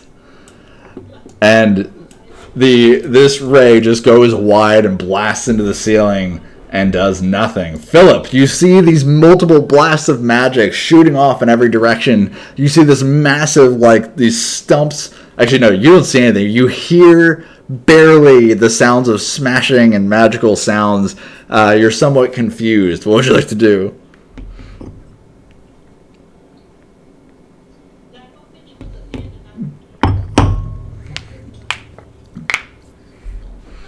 Oh, shit.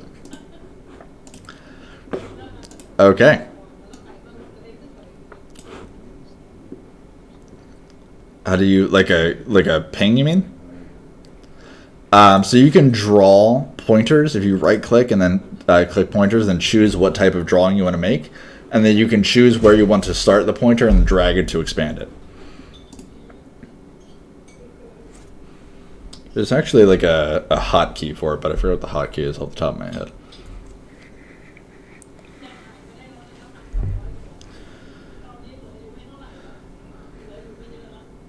I don't see anything. Oh, I see. It came up. Okay, so you're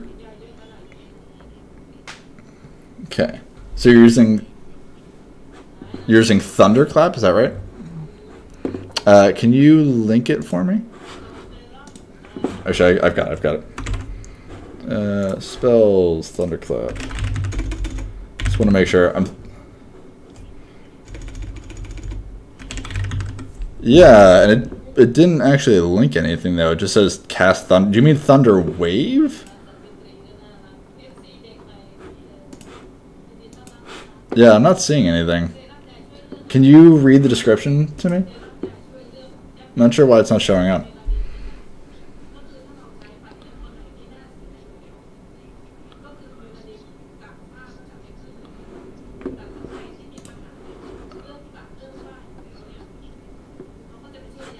Huh. Okay. So it's a con save? Okay, so it's a con save within that radius, correct? So you're going to hit Gazer 2, Gazer 1, and Zemk? Okay, so, and what is your spell save DC? It should be 8 plus your proficiency plus your spellcasting modifier.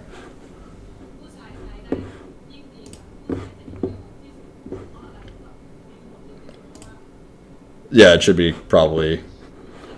Okay, so Gazer 1 succeeds. Gazer 2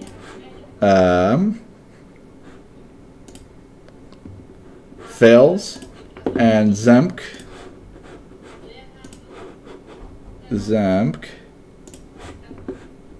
succeeds. Okay, so, and then it's just 1d6 thunder damage, right? Okay, so go ahead and roll your 1d6 for Gazer 2. All right, so you you let loose this blast of thunderous energy, and you each of you hear Philip's voice boom out of his chest. You hear this deep bellowing. Is there something you wanted to say, or is there a sound you wanted to make? You just hear him go, and he slams his hands together, and then like in the center of the room, it kind of goes, it makes the same sound, but it's just like, and then the one Gazer is like, takes 1 point of damage, and that's it. Philip, is there anything else you'd like to do with your turn?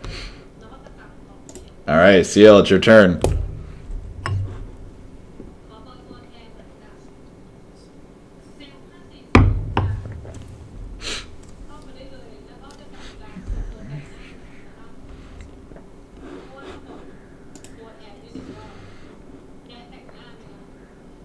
Okay.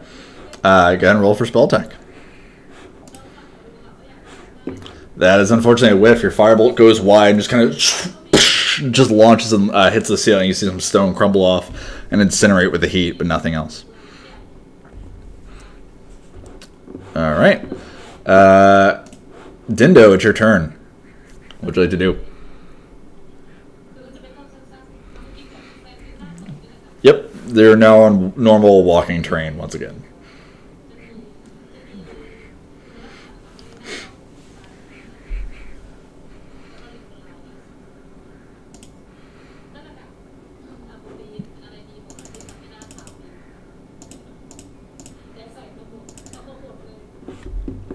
Okay.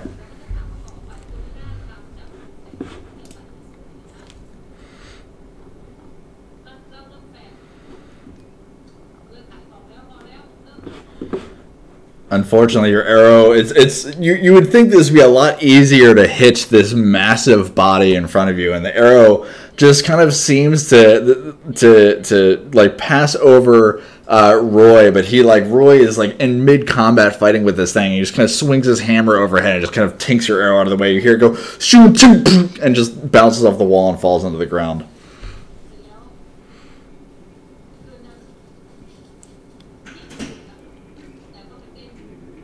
Okay. And you can hide as a bonus action, I believe. Is it level 1 that you get that? It is, right? Okay, yeah. Yep. Okay, cool. Good to know. So, 14, 21, perfect. Okay, yeah, so, you just kind of duck behind Wank, behind this kind of cot, and you're out of sight. They do still know that you're there based on the fact that you just attacked them, but like in the chaos of battle, you've been able to hide yourself fairly well. Jean-Luc, it's your turn. Okie dokie. I'm going to roll for attack. Alright, that is a... Did you target him? Alright, try one more time. We'll give you... Just target him and roll for damage. Wait, what did you roll again? Yeah, target him and roll for damage. It's a hit.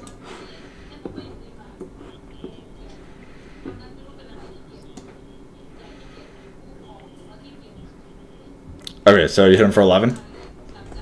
Wow. Okay. And again, from somewhere off in the sewers, you hear, nobody hits for 11 points of damage like Jean-Luc. Okay. Alright, Wank, it's your turn. What would you like to do? Okay. Fair.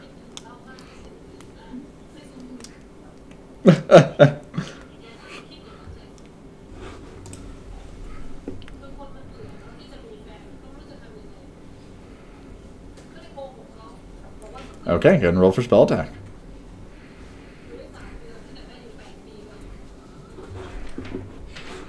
Unfortunately, oh wait, is that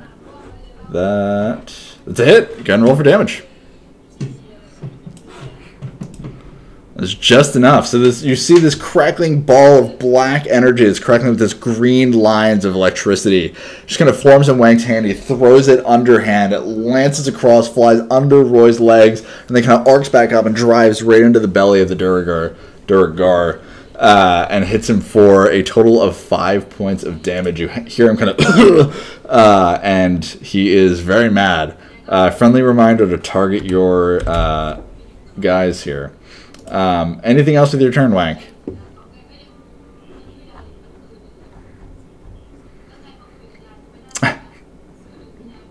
All right. That should not be on there. That should also not be on there. I'm not sure why they're there. Rainier, it's your turn. What would you like to do?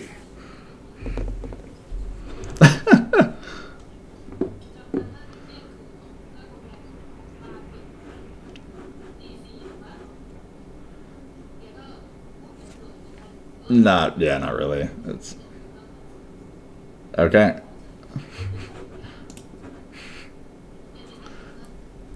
Roy, it's your turn.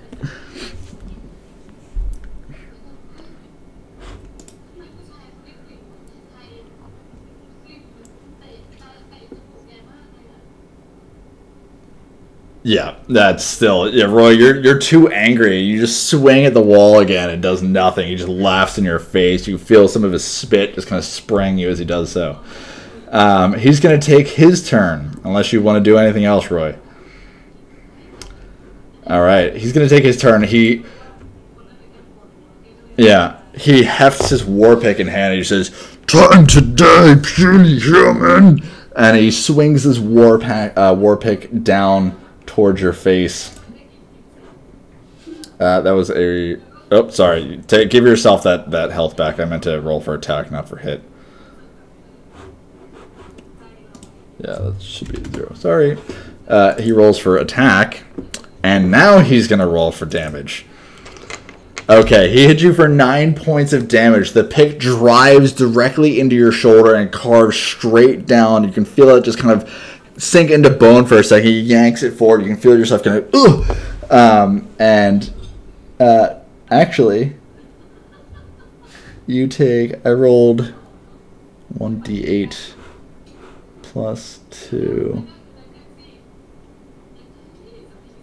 I'm sorry, Roy. Take that back.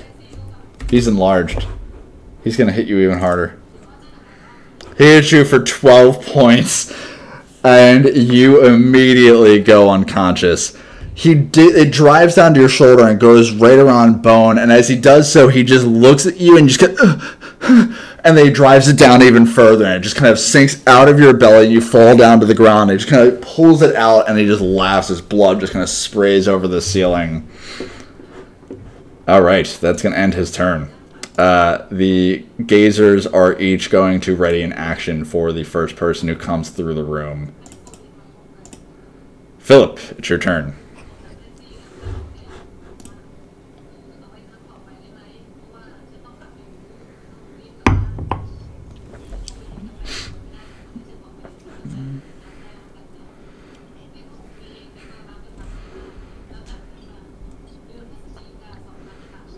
Okay, go and roll for damage.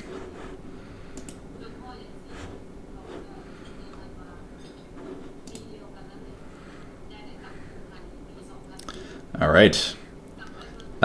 This lavender bolt of magical arcane energy lances across the room and drives directly into his upper thigh. And you hear him go, "Ugh!" And he just kind of takes a step back, and you have the feeling that he's getting lower on health, but he's not quite dead yet. Is there anything else you'd like to do with your turn? Okay. All right, Seal, it's your turn. What would you like to do?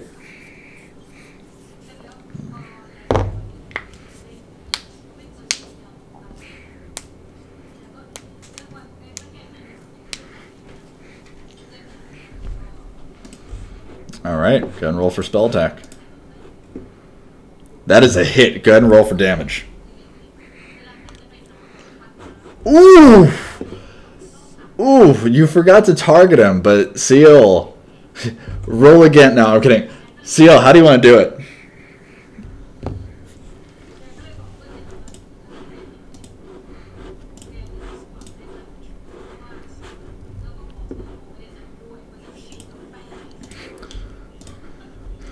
As you're saying this, okay. Okay, as you say this, he just says, "I don't speak," and just you drive this bolt of like this long jettison of flame, and it hits him in the chest, and the flames immediately begin to kind of wrap over his chest, around his neck, and up his face. You can see each of these lengths of flames begin to lick over him. He screams in pain. As he does so, you can see his physical body beginning to shrink as he screams out in agony, and then it incinerates the flames, engulfs him as he goes. Nicely done. So, however, Seal, as you step forward, Roy's unconscious on the ground as the Duergar kind of shrinks down and falls down. The two gazers who are standing here and have a decent vision of you go ahead and loose the actions that they were storing directly at you.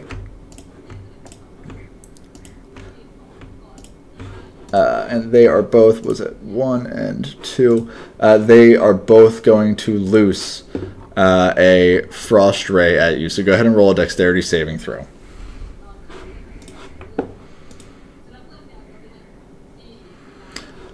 The first one drives directly into your chest and hits you for 8 points of damage. The second one, was it 2? Yeah. The second one, as you go down, hits you for 9 points of damage. So you take 8 and you fail one of your death saves automatically. Okay. And Dindo, it is your turn. You see Dindo just like kind of from where you're hiding right now. You see Seal just get blasted in the chest twice. When it's like as he gets hit from both of these frost bolts, he just immediately falls down unconscious, and you recognize that your party is going down faster than you can win the fight.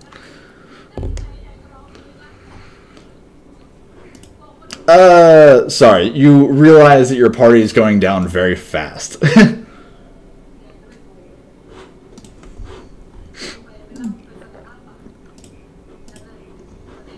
Okay.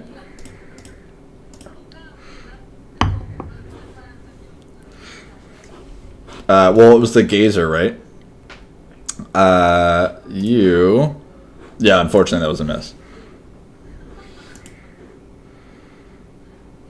Okay.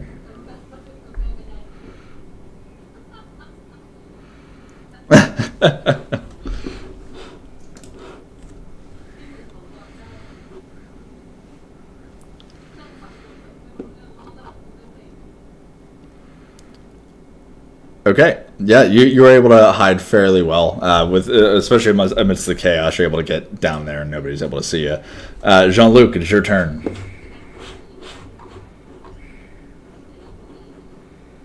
Say what? All right, go ahead and roll for attack.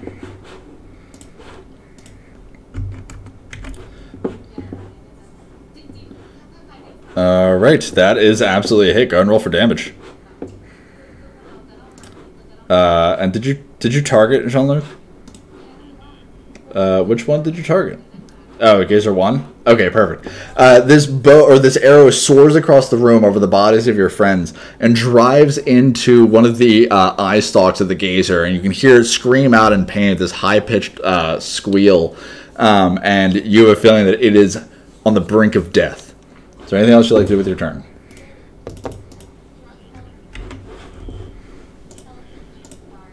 Okay. Wank, it is your turn.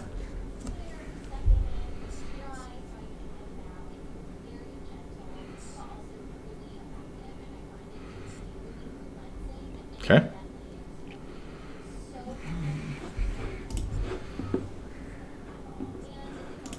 Okay. I'm gonna roll for attack.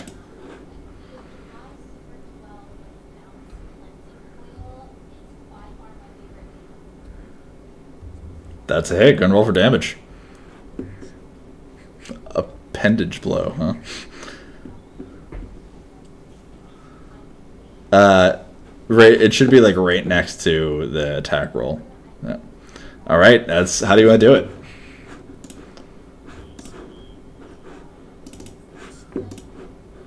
Mm-hmm.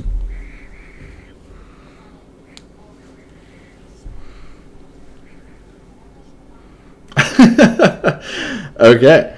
The crossbow bolt goes straight through. You see the gazer kind of like just waving this eye stalk around in pain. It's screaming as it does so. And Wank just kind of cautiously takes aim for a moment. He looses the crossbow bolt and just goes swoosh, and it goes straight through this with incredible aim. You see it go straight through the arrow that's sticking out of this waving appendage, and it breaks the arrow and it splits the arrow in half. And as it does so, it causes the wound in the eye stalk to get even larger. It rips the eye stalk in half, and blood sprays all over the wall, and the thing starts to literally deflate in front of you and just falls to the ground dead.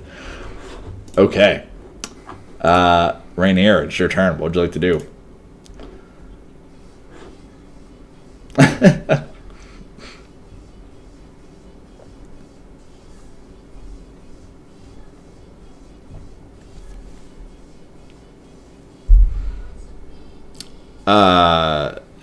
Like if you were gonna stay in front of it, it wouldn't block their ability to like go through it, but it would make it harder for them to like shoot through and stuff.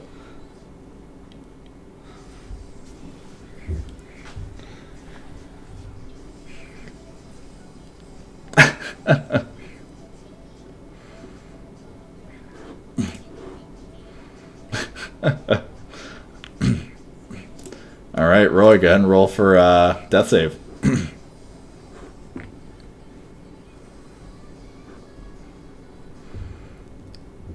You can. All right, so you're one success, one fail right now. You guys see Roy's bleeding fairly heavily. Takes. You do. No, Seal took a fail. I'm sorry. Yeah. Yeah. Okay. The gazers are both going to just kind of. Actually, one of them is going to float here, and you just kind of see him disappear. You see him kind of like press all of his eye stalks on this door over here, and he just kind of presses it open. As he does so, he takes one of his eyes and smacks. You hear this like sickening kind of, and you hear it go, ah! But the sickening squish is used to slam the door shut, and he kind of disappears down to a hallway. The other one kind of holds an action, kind of moves over towards the other door towards the north. And that's going to end their turns. Philip, what would you like to do?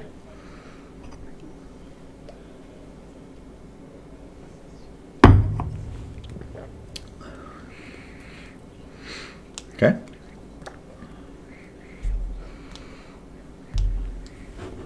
Okay.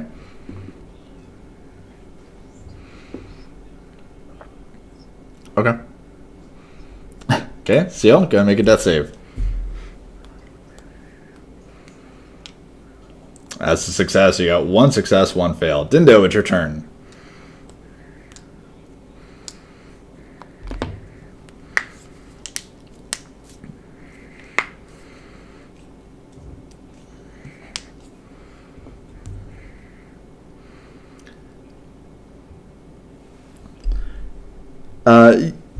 Yeah, I mean, sorry, go ahead.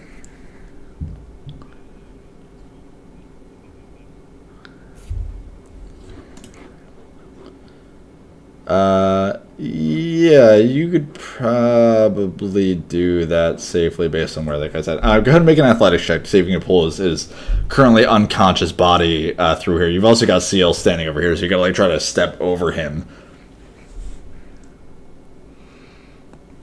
Yeah, you're able to grab Roy, and he's really heavy. It's hard to get him through, but he's also still young, so like his body isn't too crazy large yet. But you grab him, and like, you know, he's still holding onto his warhammer. You kind of kick the warhammer out of his hand just to kind of lose some of the weight. So Roy's warhammer is kind of on the ground in this hallway right now, but you do manage to kind of drag him back. It's 5 extra feet of movement per 5 feet that you move, so it's double movement while you're dragging somebody. Okay. Yeah, it's so every 5 feet, it's 10 feet. That's what I'm saying. Yeah. So you technically probably shouldn't be there, but since Seal's also unconscious, that should be okay. So you're just kind of like straddling over Seal's body. You like let Roy go, and his head just kind of falls on Seal's stomach.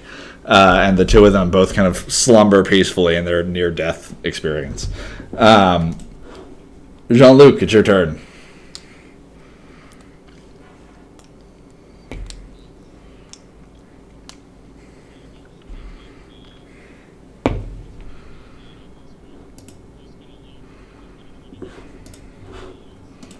Okay. Uh, Go ahead and roll an acrobatics check to see if you can just like launch over them without issue. Especially with Dindo there, he kind of ducks down seeing you come. Yeah.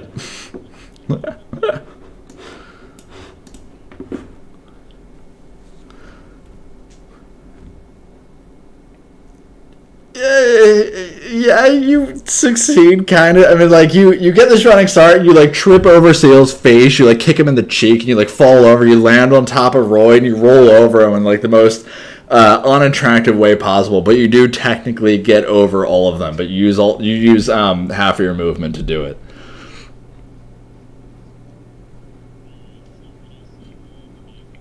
Yeah, you can see him. You can see most of his body from where you're standing, yeah. Okay, go and roll for attack.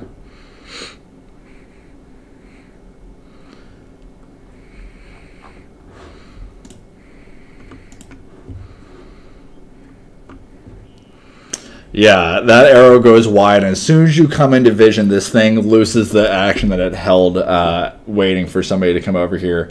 So I'm going to need you to go ahead and roll a wisdom saving throw.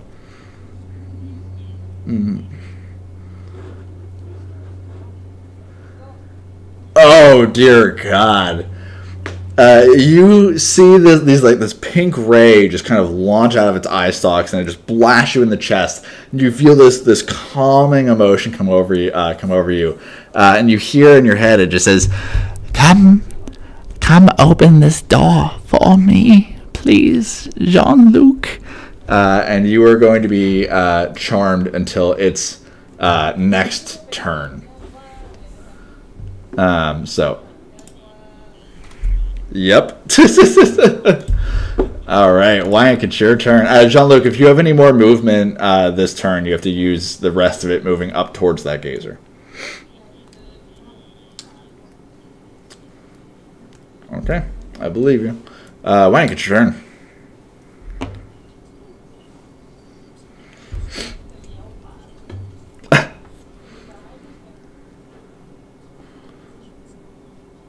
Okay.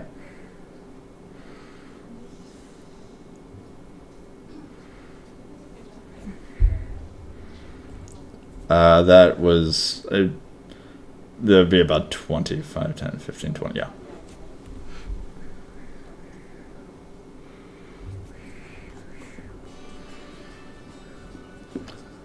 Fortunately, that goes wide, just kind of chink into the wall and just sinks into the stone. Doesn't do anything.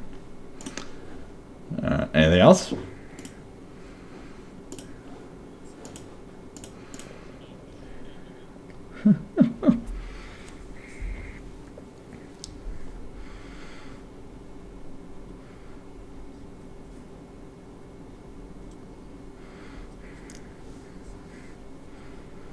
Okay.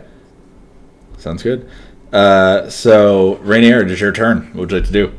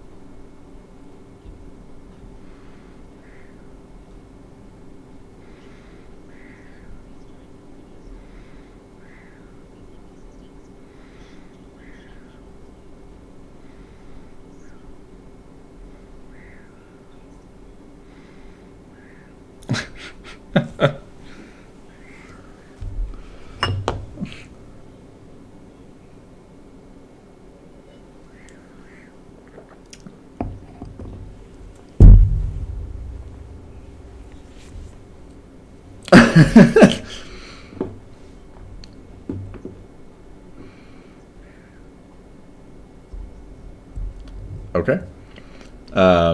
Do any of you have a medicine bag or a medicine kit? All right.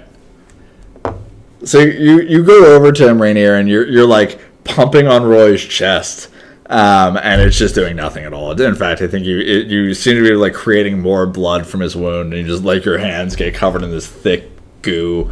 But you keep trying. Anything else? Roy, it's your turn. Gotta make your death save.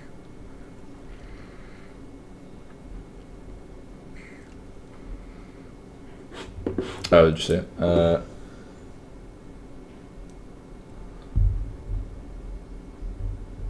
No. As far as I understand, you're only able to do that if you actually have a medicine kit. That's a success. Okay. Roy, you were 2 and 0, I think. The one gazer has disappeared from view. You're not sure what he's doing, but he seems to be gone. The other one, he's going to use his action once again to... Jean-Luc, you feel the charm kind of wear off, but he's going to cast it once more at you. So go ahead and make a wisdom save for me.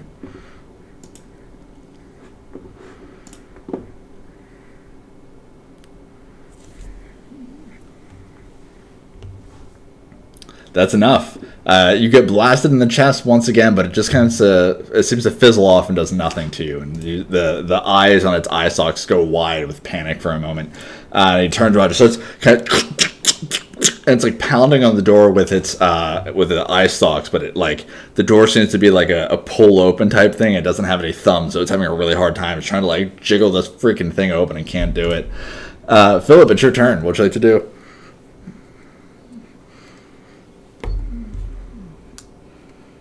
Okay.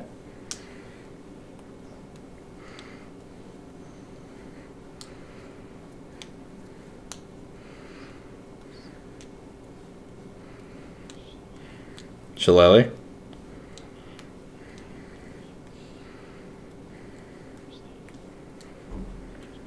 Cool. Okay. Each of you sees this kind of green natural energy just kind of pass over this quarterstaff. You see these thick vines start growing around it and making this wood even thicker and heavier. And you see each of those vines then begin to sprout some small flowers and others beginning to sprout small thorns. And you see this weapon become a pretty significant force to be reckoned with. But then you realize that Philip is entirely blind. You have this immense sense of dread and fear if he ever were to swing it in your direction. Okay, anything else?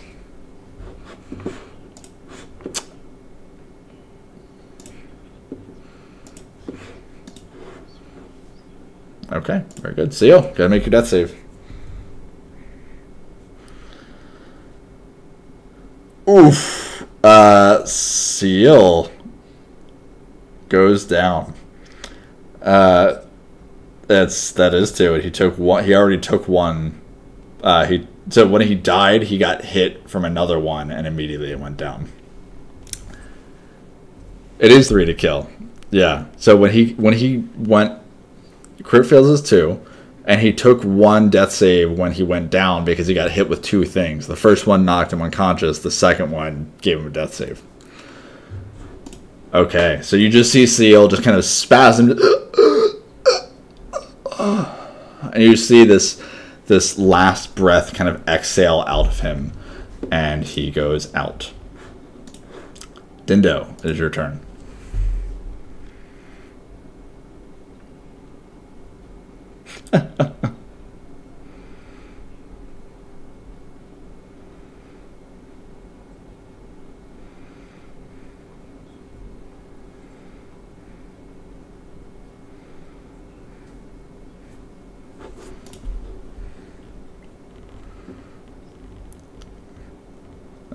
I don't know, but either way, both of them missed.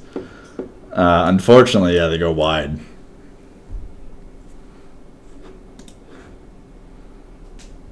Okay. Jean-Luc, it's your turn. What would you like to do?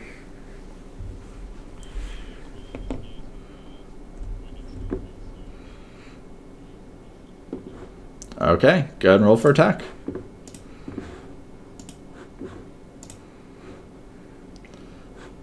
That's a hit. Go ahead and roll for damage.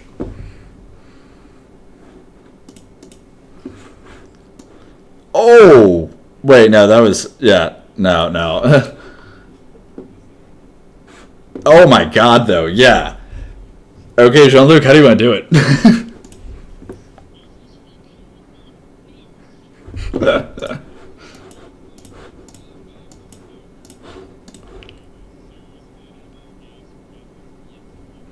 Okay. That you And as he says this, as he says done, he looses the arrow and it flies straight and true and it drives right into the gazer center of its head. It drives it into the door behind you. You hear that satisfying thrum as it drives into the wood, and you see the entire body of the gazer kind of shake, convulse, and then just sag. You see its skin just kind of droop down at about 1.5 feet below where it was floating before, and it is dead. Behind the door of the gazer, Jean-Luc, as you hear as the gazer dies, you can hear this kind of slopping sound, just kind of slopping against it. It's like as if something is like pounding on the door, trying to get out. And there's another door, by the way, over here where the other gazer went. Closed it. Didn't realize that was masked. Okay, so you are out of combat. Seal has gone down. Iris has gone down.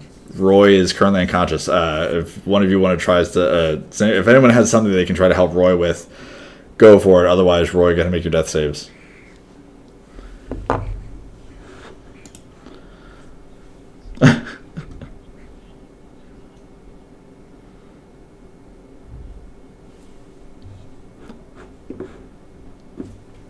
Do you have a page for the reference? Okay.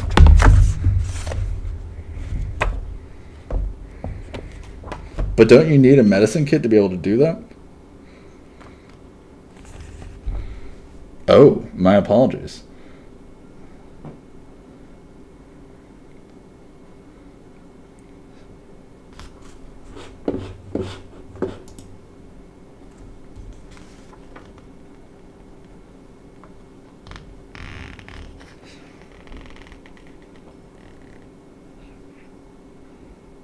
So give me 1 second, guys.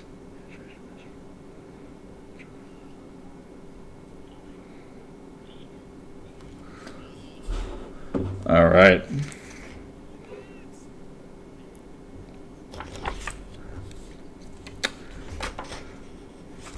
One moment, guys. If we want to take a 5-minute break real quick so I can look this up, because I don't want to have anyone die if I made a mistake on rulings.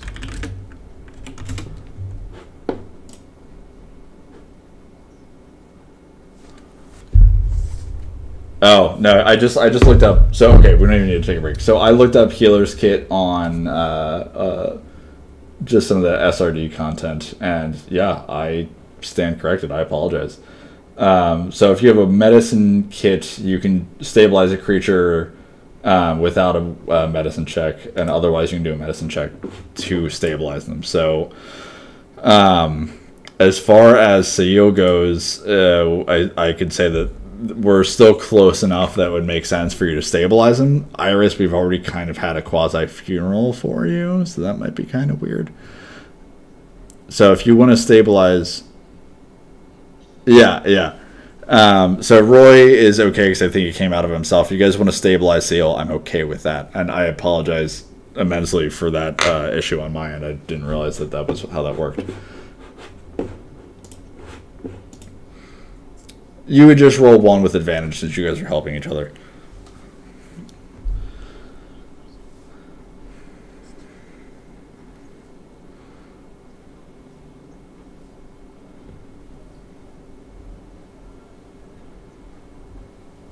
Yeah. Yeah, so I think that based on the way the turn, correct me if I'm wrong, but based on the way the turns were working there, you pretty much had like 1 turn that you could have stabilized him, because he took the 1 round, or he took the 1 fail from the hit, and then he had a crit fail the next round. So you pretty much had 1 opportunity to stabilize him. So if you want to take that medicine check now, go ahead and go for it. So Dindo, do it with advantage because you had a helper with Rainier.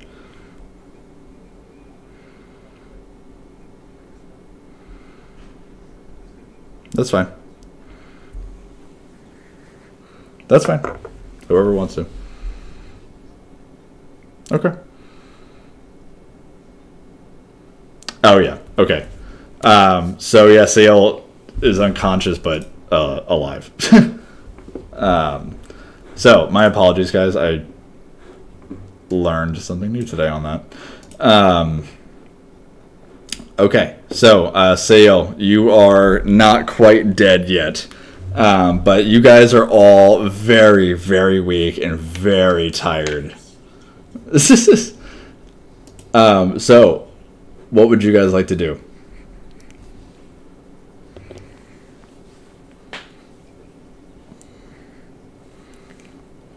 I mean, there's a bunch of beds around here. You could theoretically, there's two doors. Well, one of the doors got knocked down, but you could theoretically kind of seal up these doors and try to take a short rest.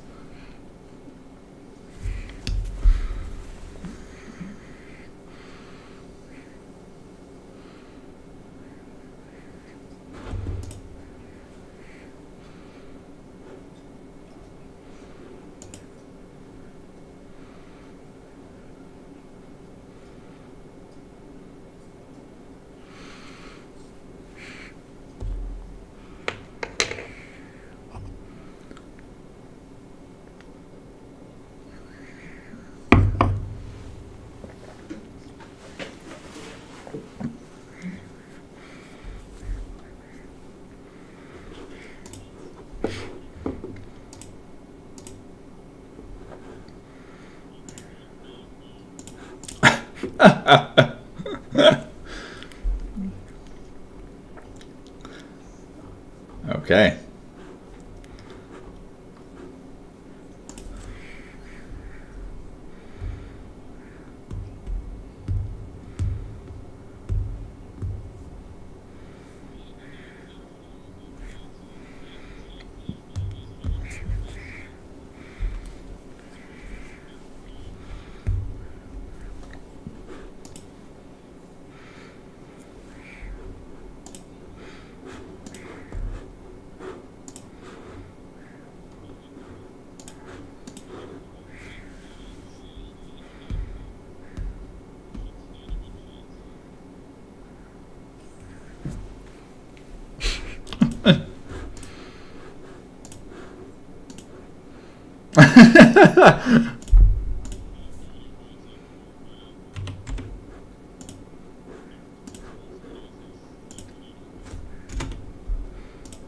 Not me, I don't think. Somebody else using like a normal speaker?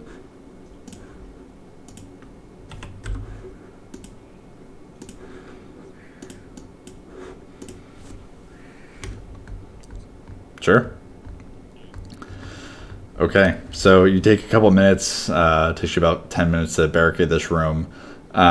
You don't hear anything, although up where you're at, Philip, even though it's really hard for you to hear, you do hear this constant, like, sludge-like kind of slopping / pounding on the door. But you don't hear, or like, you don't hear anything beyond that. You have a very good feeling that you don't want anything coming from that northern door. But each of you kind of helps place some of these cots up along the doors, and you secure yourself a place to rest for a little while. You've given yourself some breathing room. Nothing happens during your short rest. You have a feeling that the one gazer that made its way out probably went out with the purposes of warning others, but did not lead an expedition party to come back for you. They're probably waiting for you elsewhere. So you have a feeling that you should be proceeding cautiously. But you rest without issue. About an hour and a half, 2 hours passes by. You wake up, you're sore, you're tired, and you have the feeling that you are coming to the end of this adventure here. And you look forward to getting back above ground and taking a real sleep in your own beds, or at least a bed that you've rented for the night. You kind of come to, and you stretch, and you're ready to go. What would you like to do?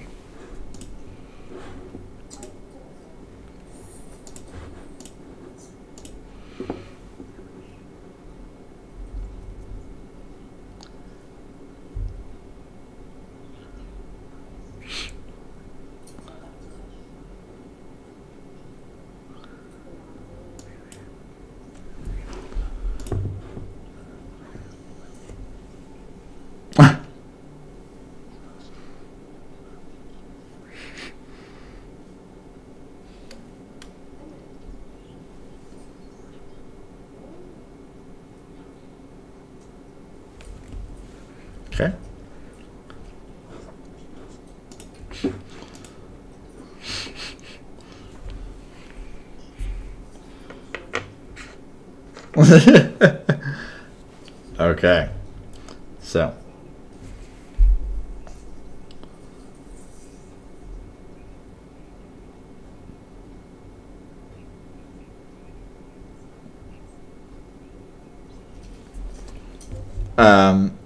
Sure.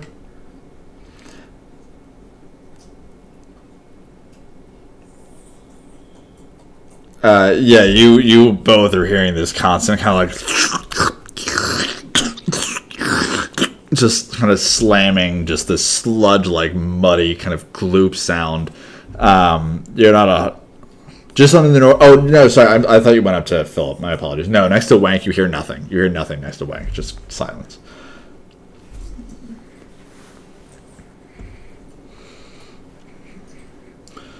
Okay. And as you open the door, you do start to hear something. Actually, go ahead and roll a perception check for me. Perception check.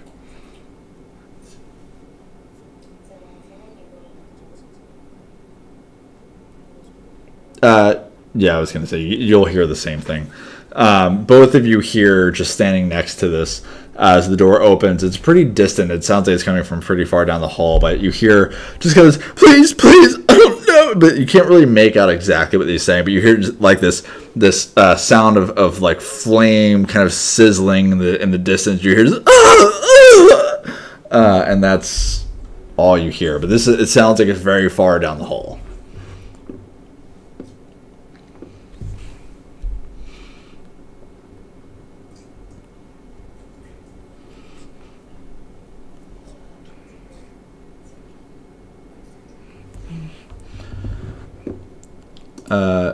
You don't. So this hallway actually goes only about 10 feet forward, and then it turns down towards the right and makes its way down. You're not sure how far down it goes.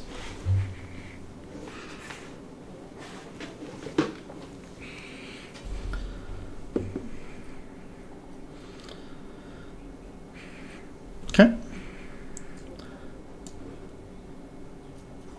So it looks like where you're standing, this hallway goes down and continues, and it like the other hallway, it sinks down and then continues upwards again, and it makes its way forward. It's really hard for you to see because the hall does kind of go down and then go back up, but you kind of lean down and just kind of inch forward a little bit. It seems like kind of the hallway continues down and then expands to a larger hall, and it seems like that hall is very well lit comparatively.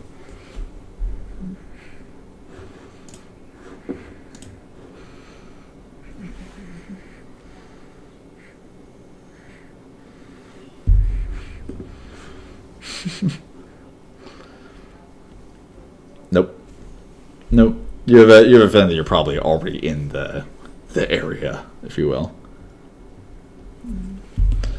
All right. So what's your marching order? Before we had Roy, Jean-Luc, Philip, Wank, Seal, Rainier, and then Dindo. What are you doing this time? Okay.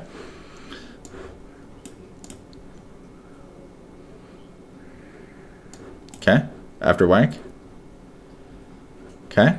After Roy. Okay. Philip, I assume then you, and then Seal, and then Rainier. Okay. So I need. Are you guys approaching cautiously, or are you like charging at this? Okay.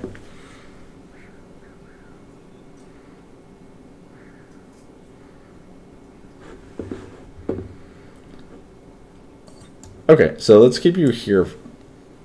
So what? What about that?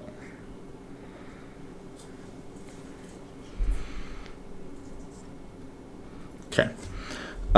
So I'm going to need each of you to roll a stealth check real quick. And Dindo, I'm going to need you to roll a perception check for me.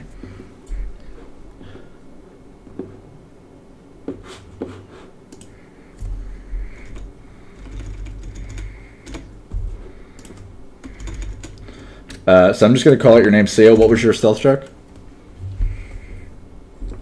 Seal. Dindo. Jean-Luc. Okay. Philip. 10. Rainier. 8. Roy. And Wank. Okay. All right. So, Dindo, as you move forward, did you roll your perception? You did 20. Okay. So, Dindo, you see this really awkward kind of blue haze as the tunnel dips down and then starts to make its way back up. You see this blue haze kind of hanging in the air. And right next to it, you see the deflated corpse of the gazer that had seemed to run away. It seems to be just kind of like smushed up against the wall in there, just on the other side of this blue haze. You're not exactly sure what it is.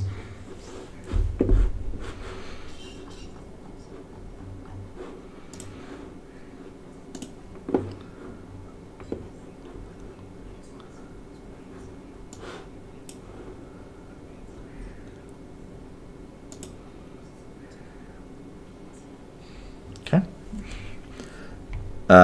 Did you just want to try to figure out what it is, or did you want to use the spell, or?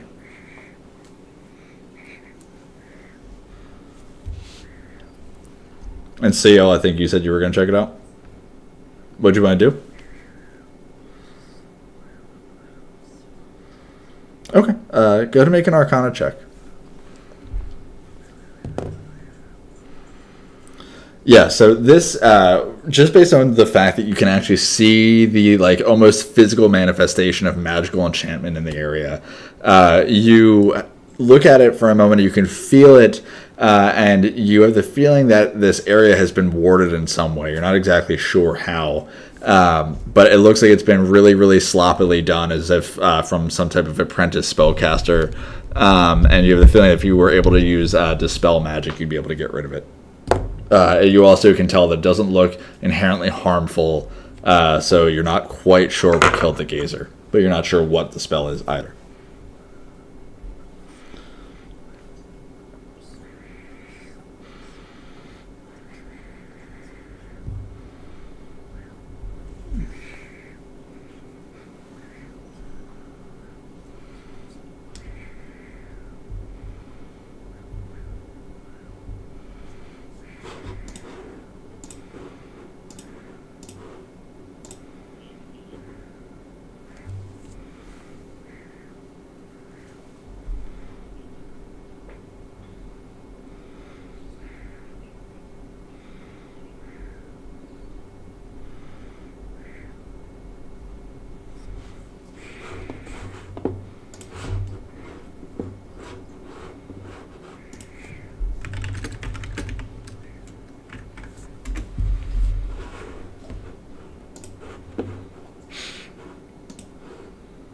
Okay.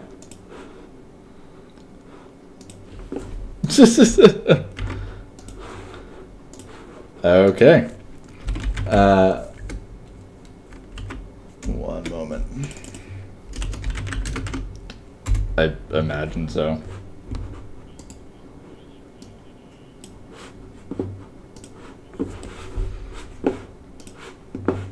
You took a short rest. Yeah, you didn't take a long rest. Did you? Did you guys want to take a long rest? Yeah, I heard short rest in that, and I described it as like an hour. Yeah, that's true, actually. Yeah, so you guys would have... Yeah, okay, well, it's fine. You would have had to use your long rest, so we'll just keep going with that. Okay, so Roy, as you move forward, as you enter into this magical blue enchantment, it just seems to kind of like thicken and pulsate for a moment. You can see this, sung, sung, sung, and then it just kind of fades off for a moment, and you can hear the screams of this person in the hallway stop for a moment. You can hear this kind of deep, like orcish, glottal kind of grunting, and then, you know, nothing. But as you kind of move forward into the room, they don't really have a whole lot of time to really plan for your coming. The alarm spell that was cast in that hallway didn't really give them enough time to prepare adequately enough for somebody who was just going to charge ahead and meet them face to face.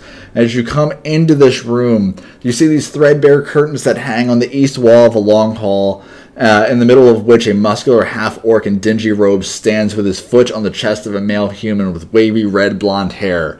Fire burns around that orc's clenched fist, and his victim cries and just kind of squirms helplessly beneath him. But seated on a raised platform to the south is this nightmarish figure wearing black robes.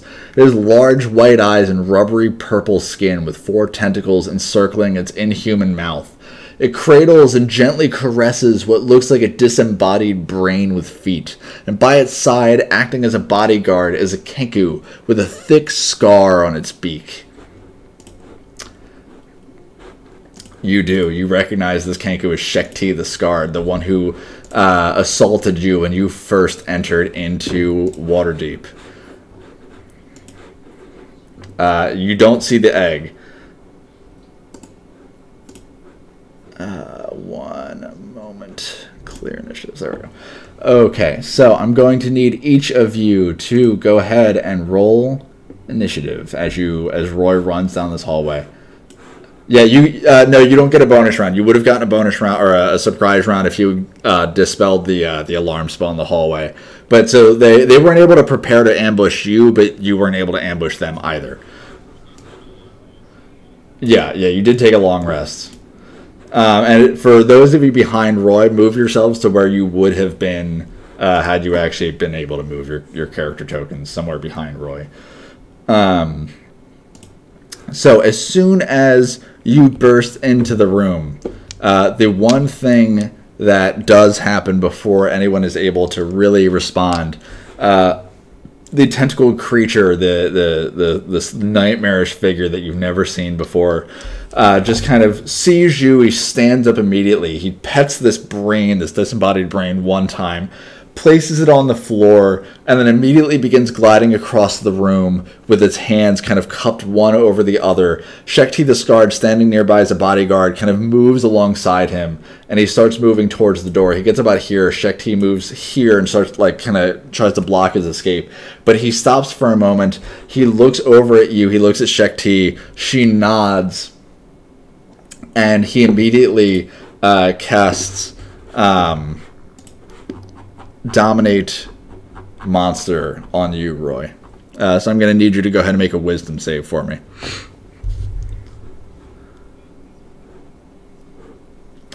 Dominate Monster is a level 8 spell, and it beguiles a creature.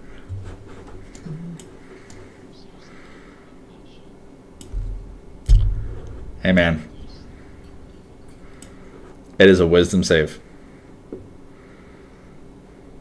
All right, Roy.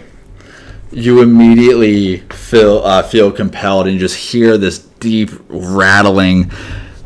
You will fight for me.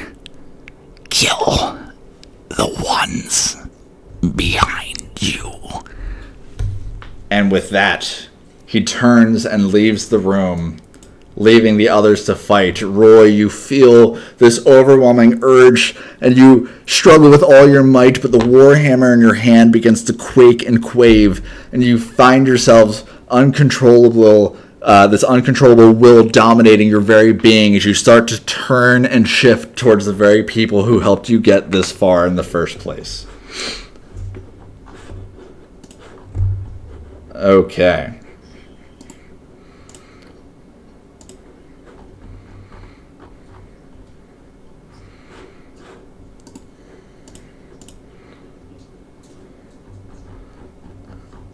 Yep.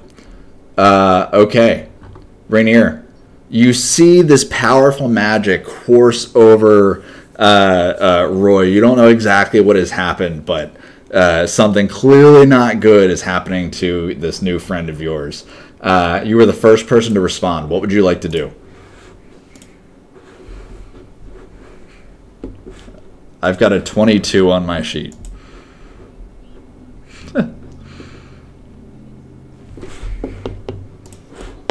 No, you can. So you can walk through friendly cells. You just can't end your turn on their cell.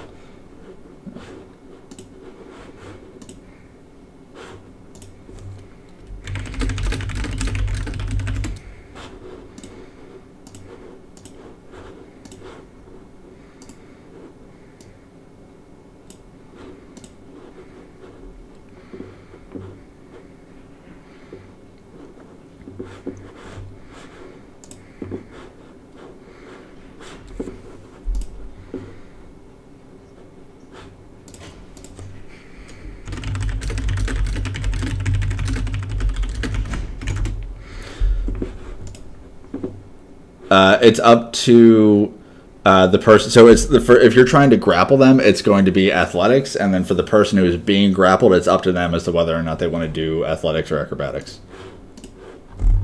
Okay, so go ahead and roll for your athletics check. Are you You're trying to grapple Grumshar, the half orc? Oh, she's trying to grapple Roy. Okay, so yeah, you move up and go ahead and roll for your athletics check.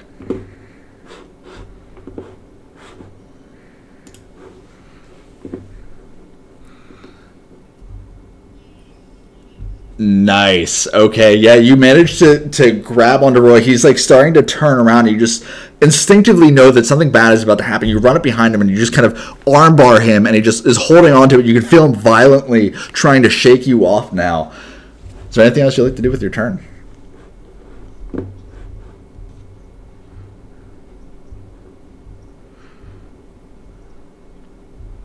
Okay. Wank, it's your turn. What would you like to do? Mm-hmm.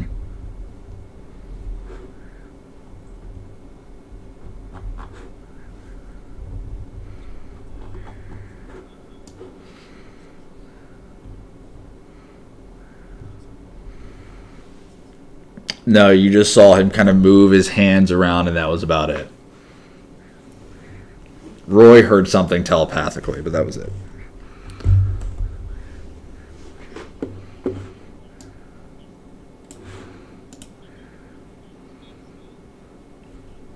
Do you know that?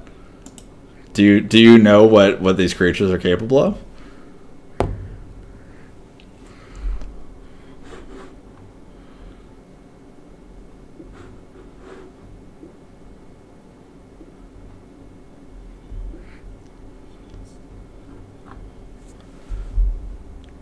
Okay.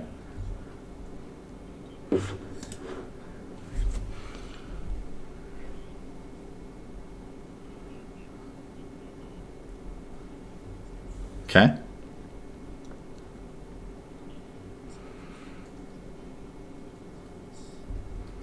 Ooh.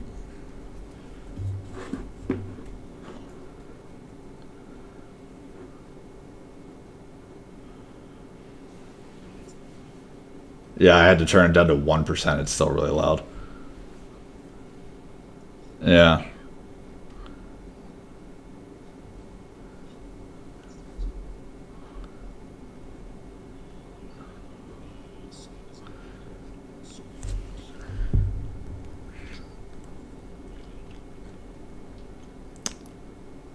Follow and leave them, but you're trying to mimic his voice that you didn't hear. Roll a. Okay, go ahead. Say again. Yeah, I was roll a persuasion check with disadvantage.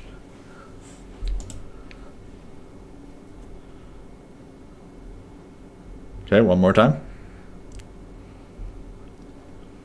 Okay, that's not quite high enough. You say this, but you try to make this voice of this creature you've never heard speak before, and it just seems to have no effect on him. You hear this voice, you just say, you make it call out, just follow and leave them alone, and Roy just seems to be totally incoherent. He's still just trying to shake off Rainier. Anything else? All right, Roy, it's your turn. And actually, Roy, I think, let me double check. I'm double checking right now.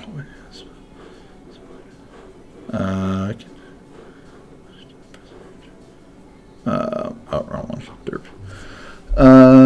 So until the end of your next turn.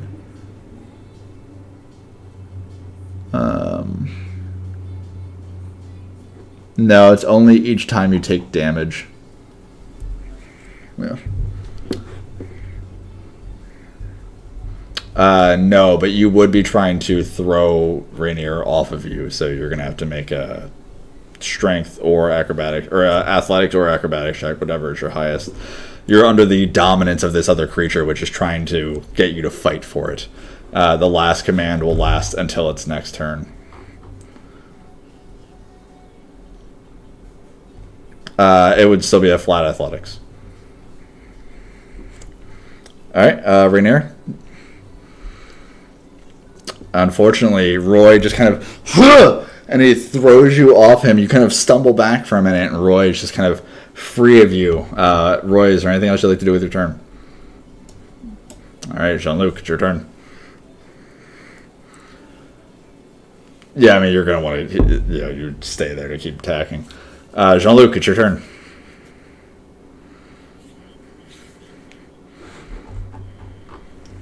Okay, and roll for attack.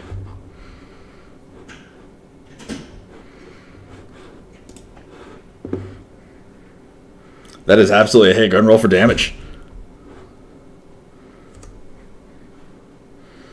Oof. You see this arrow fly straight over the shoulders of multiple of your allies, right over the shoulder of Roy, who tries to swing at the arrow as it goes by with his hammer, just misses it like the one of the blades of a windmill at a mini golf course. Totally whiffs, and it goes right into the chest of Grumshar. And you see a pretty hefty line of blood starting to pour out of his chest. Anything else with your turn? All right, Seal, it's your turn. What would you like to do?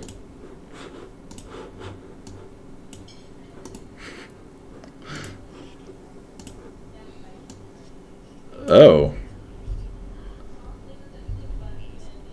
Yeah, multiple people just crashed. Whoa.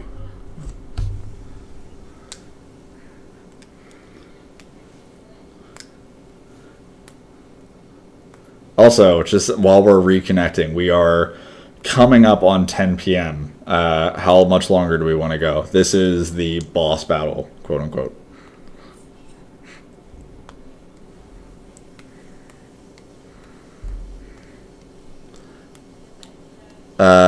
Make sure you have updated.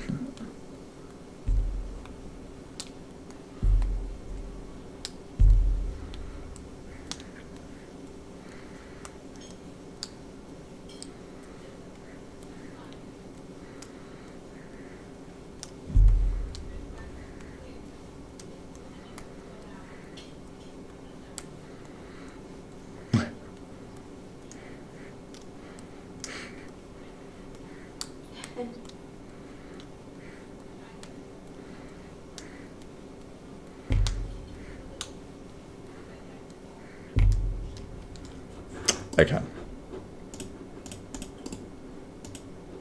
Okay. Try that. Sure. Okay.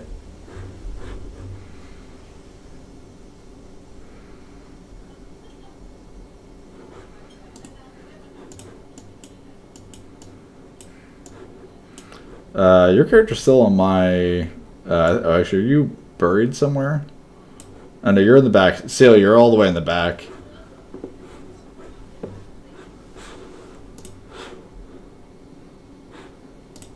That's... I mean, maybe you just got to give it a few seconds to load up. But if you need to actually like manually pull up your character sheet, click on PCs, and then... Yeah.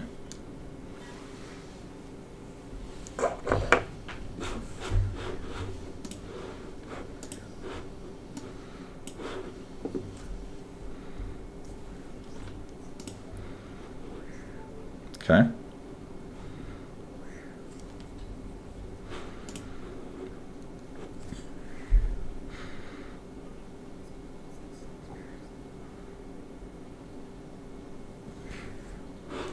Yep, select yours, hold control, select the target. Unfortunately, wait, what? It's a 19? Oh, is it? Wait, why is it a... Yeah, so you should have hit with a 19, so just go ahead and roll for damage. I don't know why you have disadvantage on your attack right now. It says you're unconscious? Yeah, I think it's because it said you were unconscious, which you shouldn't be. So go ahead and roll for damage, because if that was a 19, that definitely hit. You see this bolt of flames just kind of soar across the room and hit him for 1 point of damage. And he's looking pretty weak right now, so you're still contributing. Every little bit helps. Anything else with your turn? All right, Philip, it's your turn.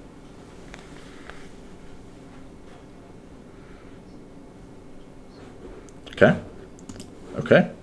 So go ahead and roll for damage. Ooh. Even still, it's all at it.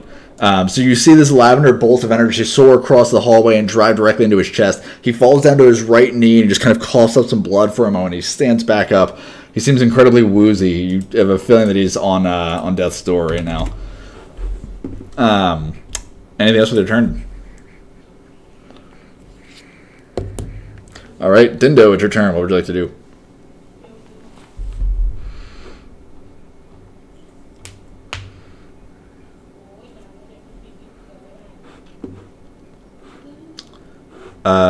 I can roll for you, I think. Let me check. No, you're okay. Not sure why it's giving you issues, but you wanted to shoot at him? Okay. So, Dindo, you are targeting Grumshaw. There we go. Okay. So you take your short bow and you loose it over at him, and unfortunately you miss. The bow, the arrow goes wide and just kind of tinks off the ceiling and falls to the ground. Anything else?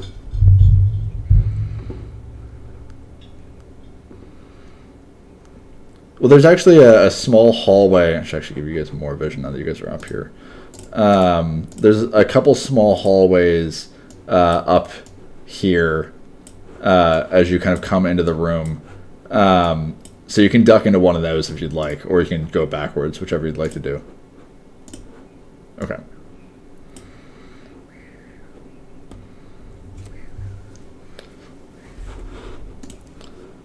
Okay. Let me share it. There you go. Okay. Okie dokie. So the Kenku just kind of looks over at you, Roy, and she says, guess I don't need to end you myself. And she just kind of looks over at the rest of you. She pulls out her short bow, and she is going to aim it at you, Rainier. One.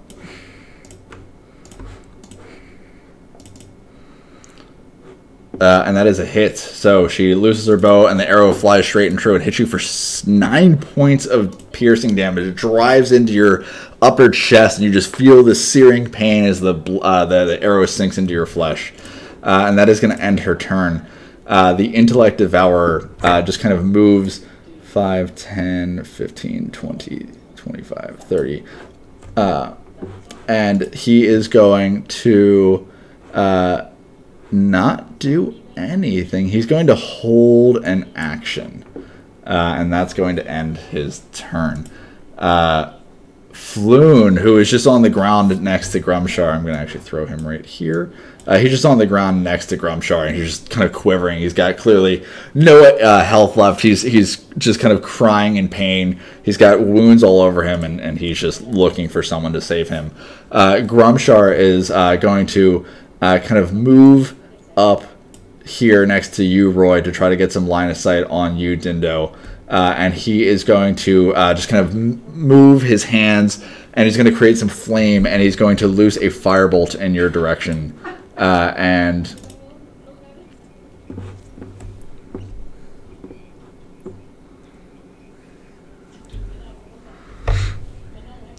yeah, so stealth isn't like a magical thing where you disappear. It's a reflection of how sneaky you are and like how well you're able to hide yourself. So like when you move behind a hallway or something and then you stealth or hide as an action, if things didn't know you were there or things didn't like see you attack them, then it would make more of a difference. But if you're trying to hide in something like you just attacked them, then they still know that you're going to be there. And as you kind of rounds this corner, you haven't been able to hide behind anything. So he's going to loose a firebolt at you. And he hits you for a total of 2 points of damage to himself. I'm sorry, what? He hits you for 2 points of damage. I'm not sure why he's targeting himself right now. But yeah, he hits you for 2 points of damage. Go ahead and subtract that out, or add that to your wounded status. And that's going to end his turn. And yeah, why is he targeting himself? That's really funny. Yeah, okay, there we go. That's really weird. Okay, so that's going to end his turn. Rainier, it is your turn. What would you like to do?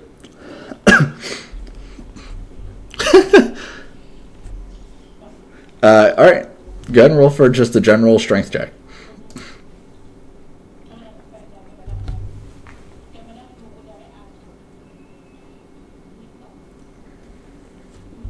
Okay. What's your AC, Roy? All right, so you succeed. You just sock him right in the jaw, and you hit him for 1 point of damage. Roy, go ahead and make a wisdom save.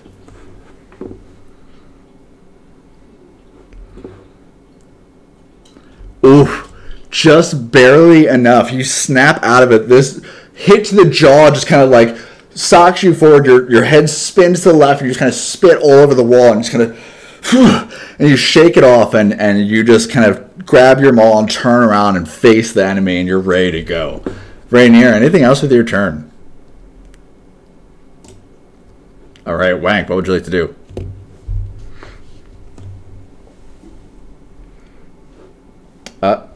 Sure. Yeah, you can totally do that.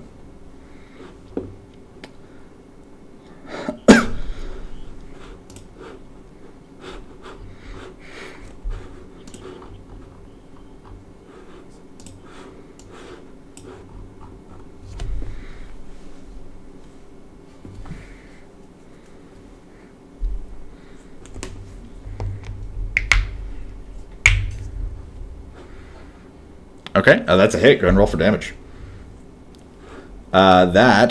You did not target him, right? Well, that's enough to end him, so how do you want to do it?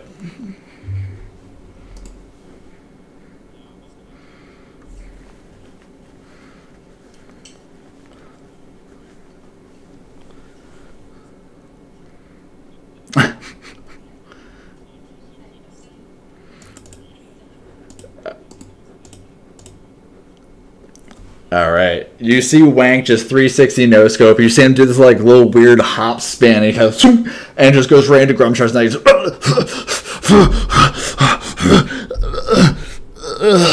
And just falls to the ground on his knees. And you see this pool of blood forming around his hands. He just kind of falls to the ground. He just takes one deep exhale and goes down. Anything else with your turn, Wank?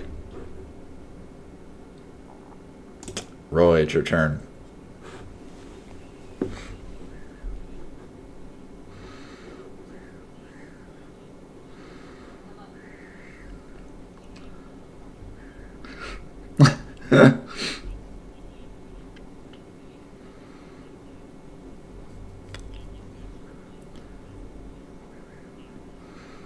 Okay. As soon as you start moving, the Intellect Devourer that was holding its action realizes you are now a threat and loses the Devour Intellect action that it was holding. So I'm going to need you to make an intelligence saving throw for me.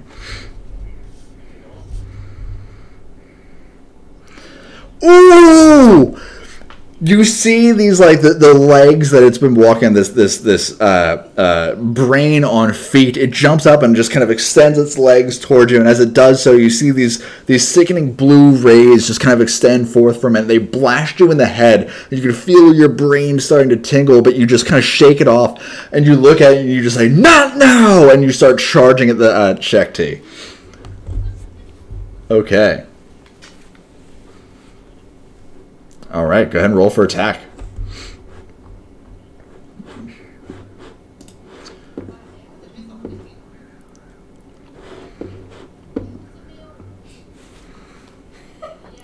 Oh! Oh! Okay, yeah. So what is this? Plus 10, right? Oh! Oh! Oh! All right. How do you want to do it? This thing, she had 26 points of health, and you absolutely obliterate her. As you run towards her, she looks at you and she says, "Even without my gang, I can end you. And as it says this, how do you want to do it? Yes, you are knocking her out. Yes.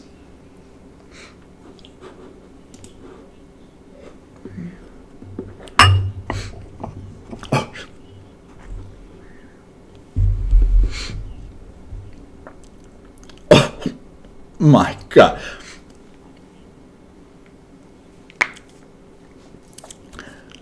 And as you do this, the multiple blows, the one to the back of her head, you can hear bone cracking in the back of her skull. Her kneecaps have been smashed out of their sockets. She's clearly going to be unable to walk. She falls to the ground, and then as you smash her in the face, you actually break the entire front half of her beak off. She falls to the ground unconscious. Wow, well done. So she is not dead, but also she's dead inside. So... okay, the little brain thing just kind of and just like kind of running off into one of these little like hallway things over here, trying to, or like he attempts to. He isn't doing anything right now. Roy, is there anything else you'd like to do with your turn? Okay, Jean-Luc, what would you like to do?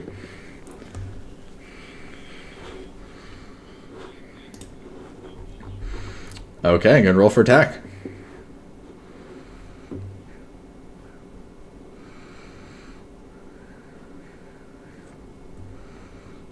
Oh, that's a hit. You're going to roll for damage.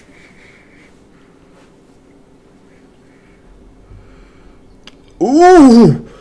Ooh, not quite dead, but still. You see the arrow just kind of sink into the brain matter. You just kind of hear the second, like, as it, like, sucks into the brain, just kind of, and it, like, falls back. It rolls a couple feet away, and just kind of stands up, and you can see, like, one of its legs is kind of, like, up, and it's, like, limping on the other three. It's, like, trying to turn around and try to scurry away. Anything else with your turn?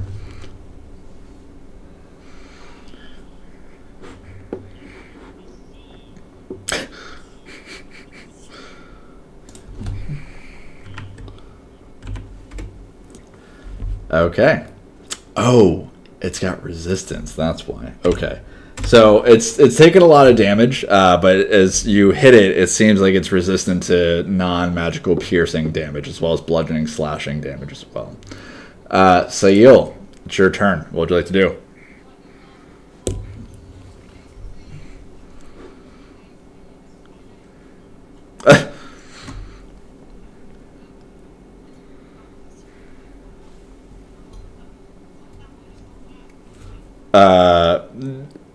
What the brain thing is?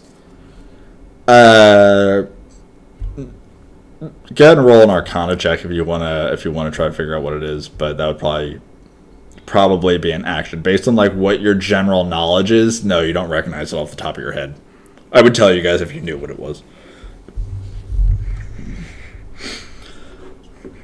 Okay, you roll for attack, spell attack.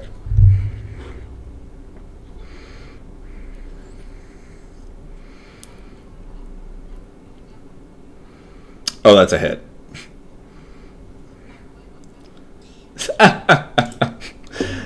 It takes another 2 points of damage, and you just see like a nice big chunk of its body kind of sear. Before you... Oh. Okay, anything else with your turn? All right. Philip, it's your turn. What would you like to do? All right, go ahead. Roll for damage. Use it on check too. You hit it, and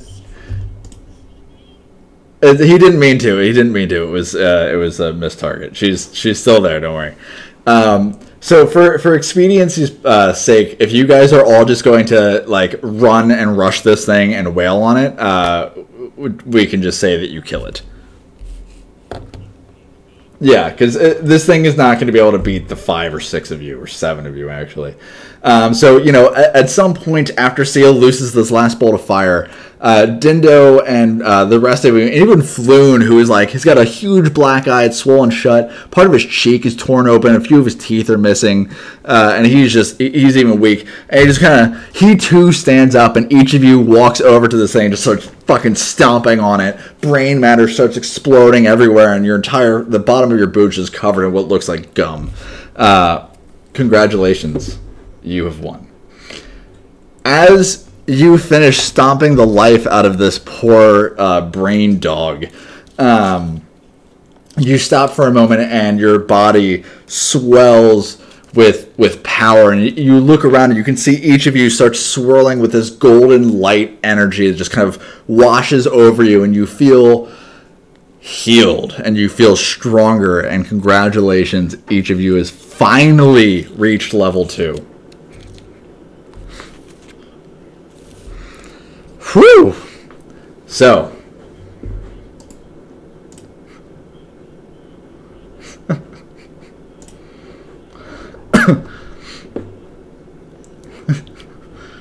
somebody screams from down the sewer like, "Wrong movie!"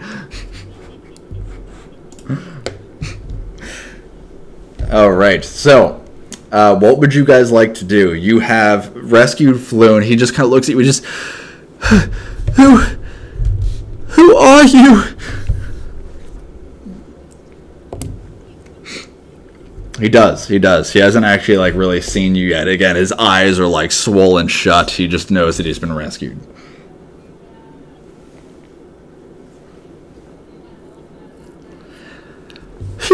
You're what? No, I'm so tired. I just want to go home. He just starts sobbing in front of you.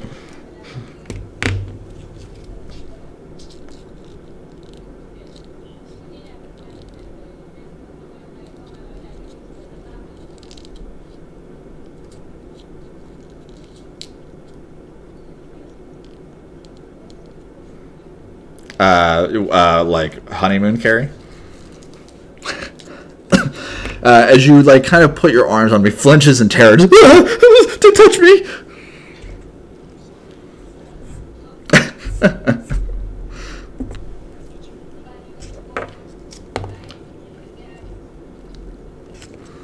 He recognizes Rainier's voice for a second. He comes. He says, "Oh, thank God!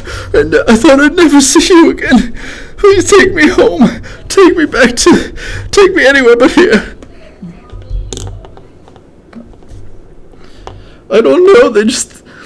We got kidnapped after we left, and then we went in the warehouse, and then the birds attacked, and then they dragged me here. They were asking me about some stone, and I don't know. Some stone, I don't know. It's the stone of Galar, stone of something, I don't know. I just want to go home and talk later.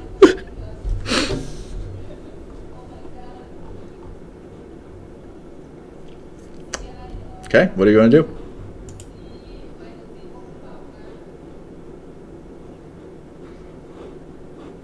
She's unconscious. You broke her knees, cracked the back of her skull, and broke her beak off. She's going to be unconscious for a bit. Do you still have Iris's body?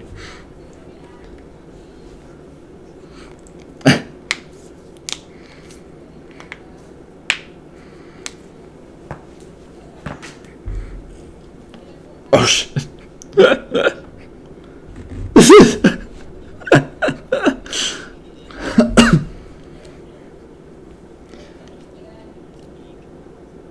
Alright, are you guys making your way back to the yawning portal?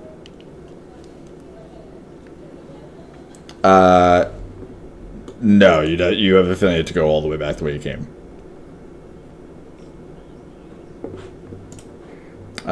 Yes.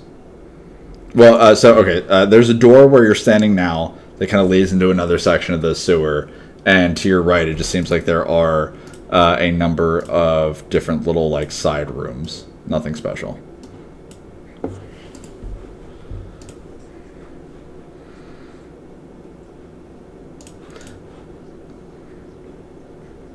Okay.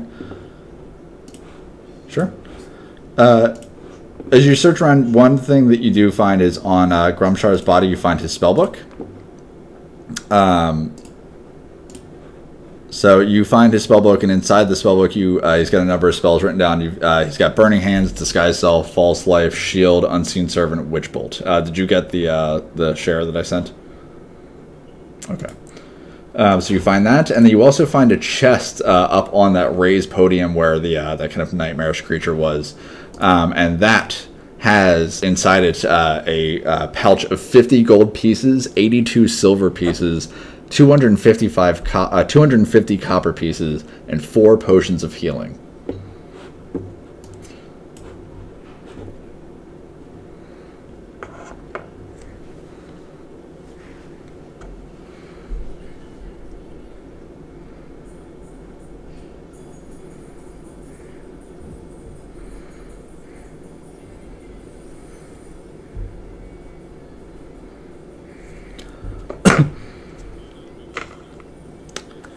All right. Okay. See you tomorrow. All right. Well then. So we'll say what?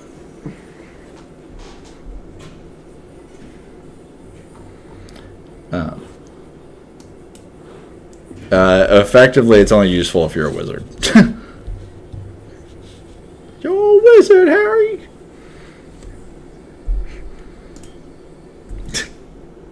All right. What was that, Jeff? Yeah. Warlocks don't learn spells that way. You learn them innately through your pact. So do we want to just end it here? I realize that it's late, but okay. All right. Well, we'll call it there. Good game, guys. I apologize for the medicine kit snafu. Was not aware that's how that rule worked. And congratulations on reaching level 2. When we start again next week, or the next game, you will return to Volo.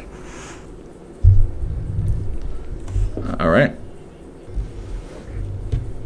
If you'd like, yeah. I mean, if you want me to just describe how that plays out, I can do that for you real quick before we call it. Yeah. So it takes you probably about 4 hours, actually, to get all of this stuff and the bodies of your loved ones and Shekti out. You crawl back through the feces-infested waters, and you finally make it back up into the cold night air of Waterdeep's frigid winter winds, and you drag them back all the way to the Yawning Portal, and you get there without incidents. It's really late at night when you finally surface, and there's no guards about, and you get them back to the Yawning Portal, and Volo really excitedly greets you and thanks you for saving his friend. He also kind of is shocked and very, very concerned for the loss of Iris, and also for the fact that you all smell horrible. And he goes to give you the reward, which is the 10 gold pieces per person for helping him recover his friend. But he kind of looks at you sheepishly and apologizes. He says, I don't actually have the money that you need, but I do have this. And he pulls out this scroll. And the scroll is worn and torn. And he says, yeah, so this is, I bought this for my research when I was writing my newest book, Volo's Guide to Specters and Spirits. I bought it because I heard it was haunted, but, well, this book is just not going well, and I can't thank you enough for rescuing my friend, so maybe you can do better with it. I hear that you've got a guild of your own now, so maybe this will work for you. And he gives you the deed to a place, and as you unfurl the document, it's the deed to Troll's Skull Manor, up in the northern part of Waterdeep. And on the document, you do see this. Just a very rough sketch of what the guild hall looks like, or what the building looks like. And it's pretty like beat up and dilapidated, and you have a feeling that like in person it probably looks even more beat up than this. But he says, is this sufficient? Is this okay in lieu of the coin that I promised? All right. And you then you spend the night resting and unwinding. He says, before you go to sleep for the night, he says, we have to do, I'll make an appointment with the magistrate to witness the transfer of the deed, and we're going to have to pay a state transfer tax, but we'll get it taken care of. For now, just go rest. Tomorrow I'll take you up there, and you go and rest, and you get your sleep, and the following day he takes you all the way to the northern part of Waterdeep, and he shows you the building, and you're so excited about what the building looks like, you don't even really pay attention to the hustle and bustle of the kind of market life around you. And it does look really dilapidated. This place is like falling apart. But you open it up, and the one thing that you do see as you open the doors is this big fireplace, and inside the flames, flickering and dancing in there already, you see the words "Help Wanted" dancing in the flames. And he says, I hope you don't mind. I went out late last night, and I know that you suffered a lot to make this happen, and we got this crest set up for you. I talked to Agka, and I think that you might like this for your friend Iris. And he opens, when you look at the fireplace above you see this crest, and it reads the League of Extraordinary Adventurers, and you see these words that he's kind of placed on there, and he just says, if that's not right, you can change it. It's pretty easy, but just a final note, just be wary, because I think actually when I was in here late last night doing this, that this place might actually be haunted. And as he says that, the shield falls off the wall onto the ground in front of the fireplace, and the flames go out. And that's where we'll call our story. All right. Good game, guys. Whew. So, that was hard, and I apologize for how difficult that... Well, no, I don't apologize for how difficult it was. That was supposed to be harder than the previous sessions with fucking a massive party size that we had tonight. What I am sorry about, though, is the medicine check issue. Genuinely had no idea. But, so that's what we'll call our game tonight. Does anyone have any questions? Okay. Philip, what are you going to do now that you have Wild Shape?